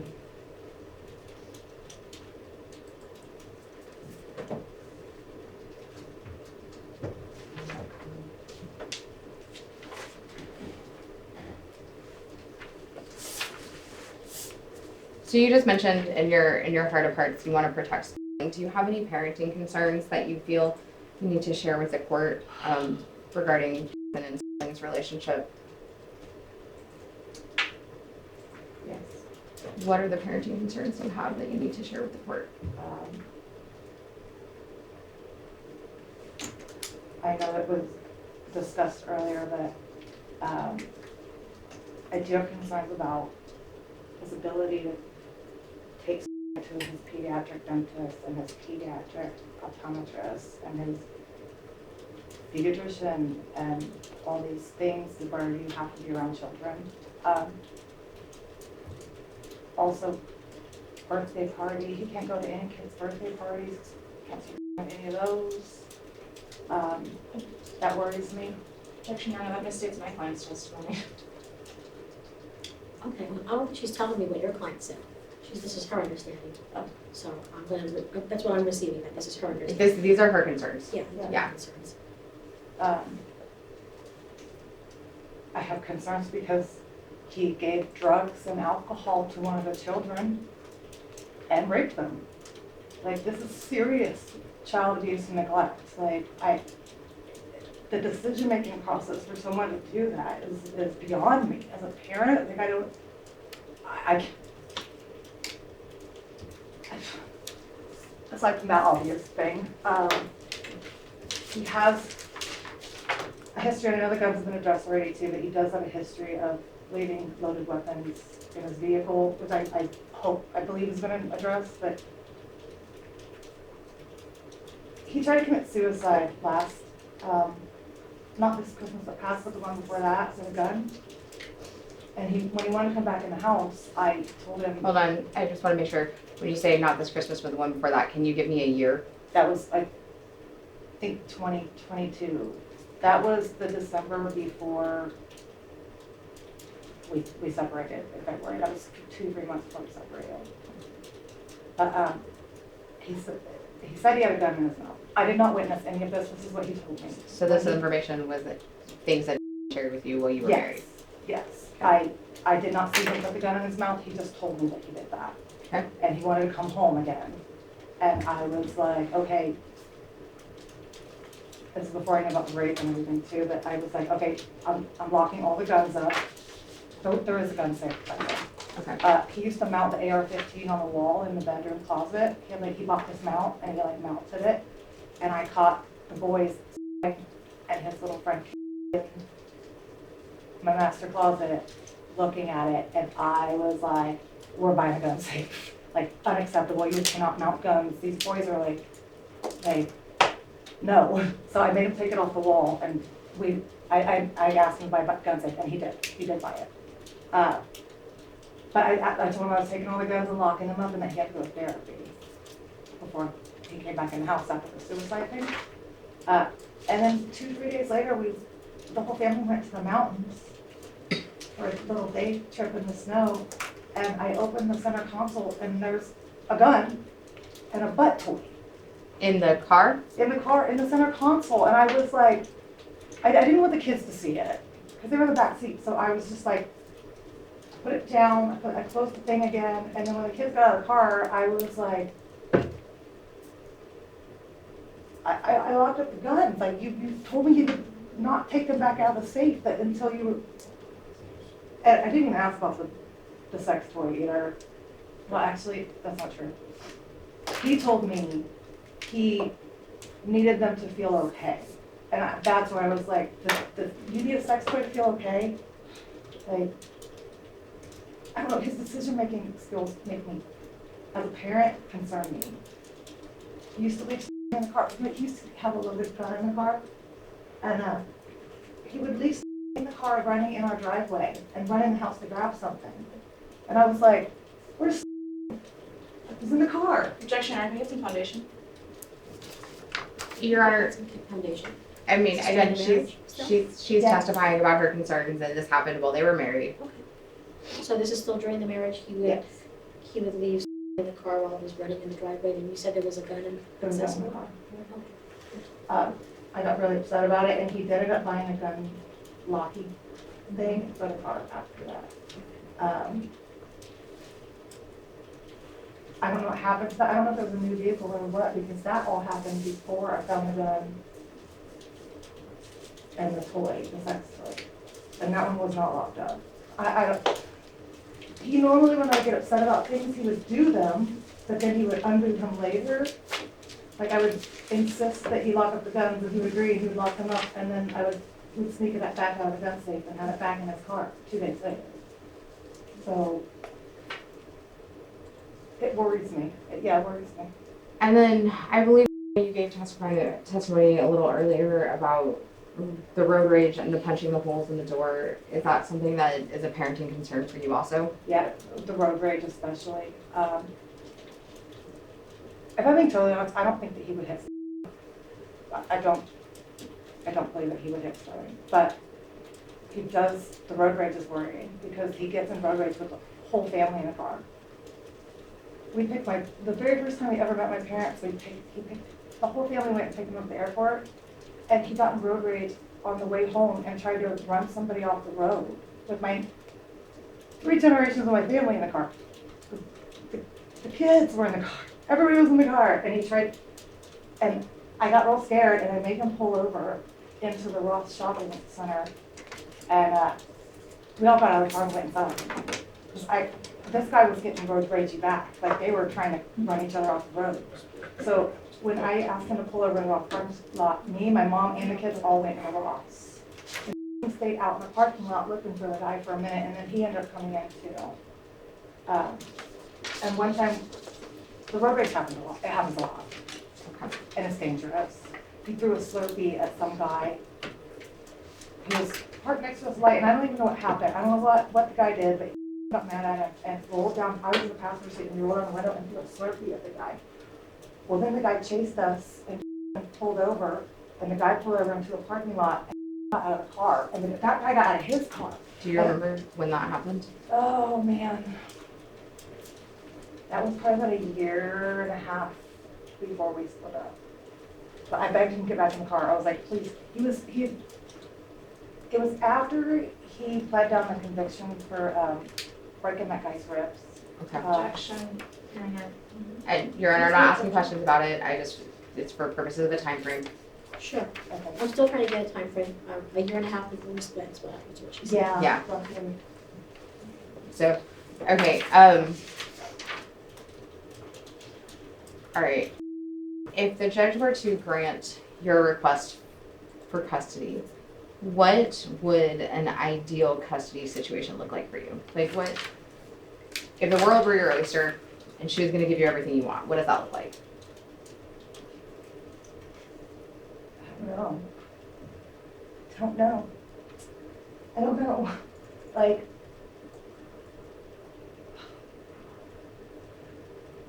the mom in me doesn't want him around any children, but especially not mine, you know? But I also understand, I do understand that there's care about him. I recognize that. I recognize that there has to be some sort of relationship, but the mom in me screams no. I don't know. I don't know how to answer that question. I'm torn. I feel like he grooms kids. He groomed my daughter forever. Objection, Your Honor, speculation. I Outside the scope of the saw it with my witness. own eyes. Your Honor, again, she's answering a question. This is her impression. They were married. She was in that house. Okay. I understand her, she's expressing herself, but the question was, what's her ideal custody? So it is outside the scope of the question. Sure. If you want to ask a follow-up question, you sure can. Okay. Can I answer it? I'm Yeah. sorry. It's a hard question for me. I should definitely get primary, Okay. 100%, in my perfect world. In my perfect world, he wouldn't ever be around any children ever. Okay, well, But obviously in the that's real not an world, option. right, in the real world, I think that I should get primary, and there should be some sort of visitation facility. What's the visitation schedule look like? Oh, That's what I'm asking. I don't know.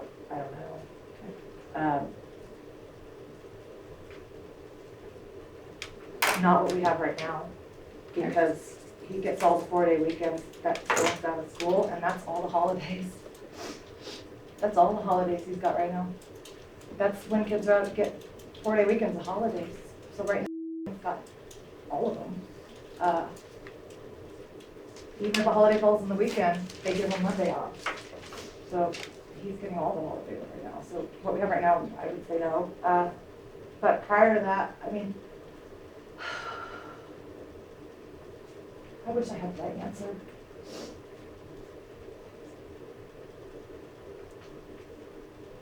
I don't know. Would you be comfortable with a weekend schedule with some modification so you get some holidays?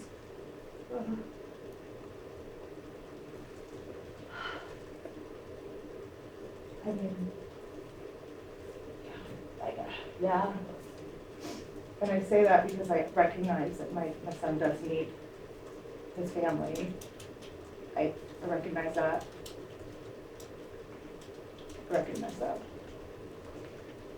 And would you be asking the court to still consider preserving your weekend time as well? Yes, I would definitely, yes. Like, right now, I'm the work mom. I'm the school mom. And don't get me wrong, it's being a mom, you know, it's the hard stuff, but it's also the beautiful stuff. But, yeah, a weekend here, there with my son is pretty rare these days, as you know. So, yeah, a nice little, not have to be the work mom all the time, and just get to be a fun mom once a month is worth its weight in gold to me. Like, it's, yes, to answer that question, I'm sorry. Babbling. Okay, so just to make sure I understand, a schedule similar to what you have now, but with some modifications so you get to enjoy some of the 4-day weekend holidays. Yes. And I think I heard her correctly, not have to be the work mom all the time, but also be the fun mom once a month, is that what you said? Okay.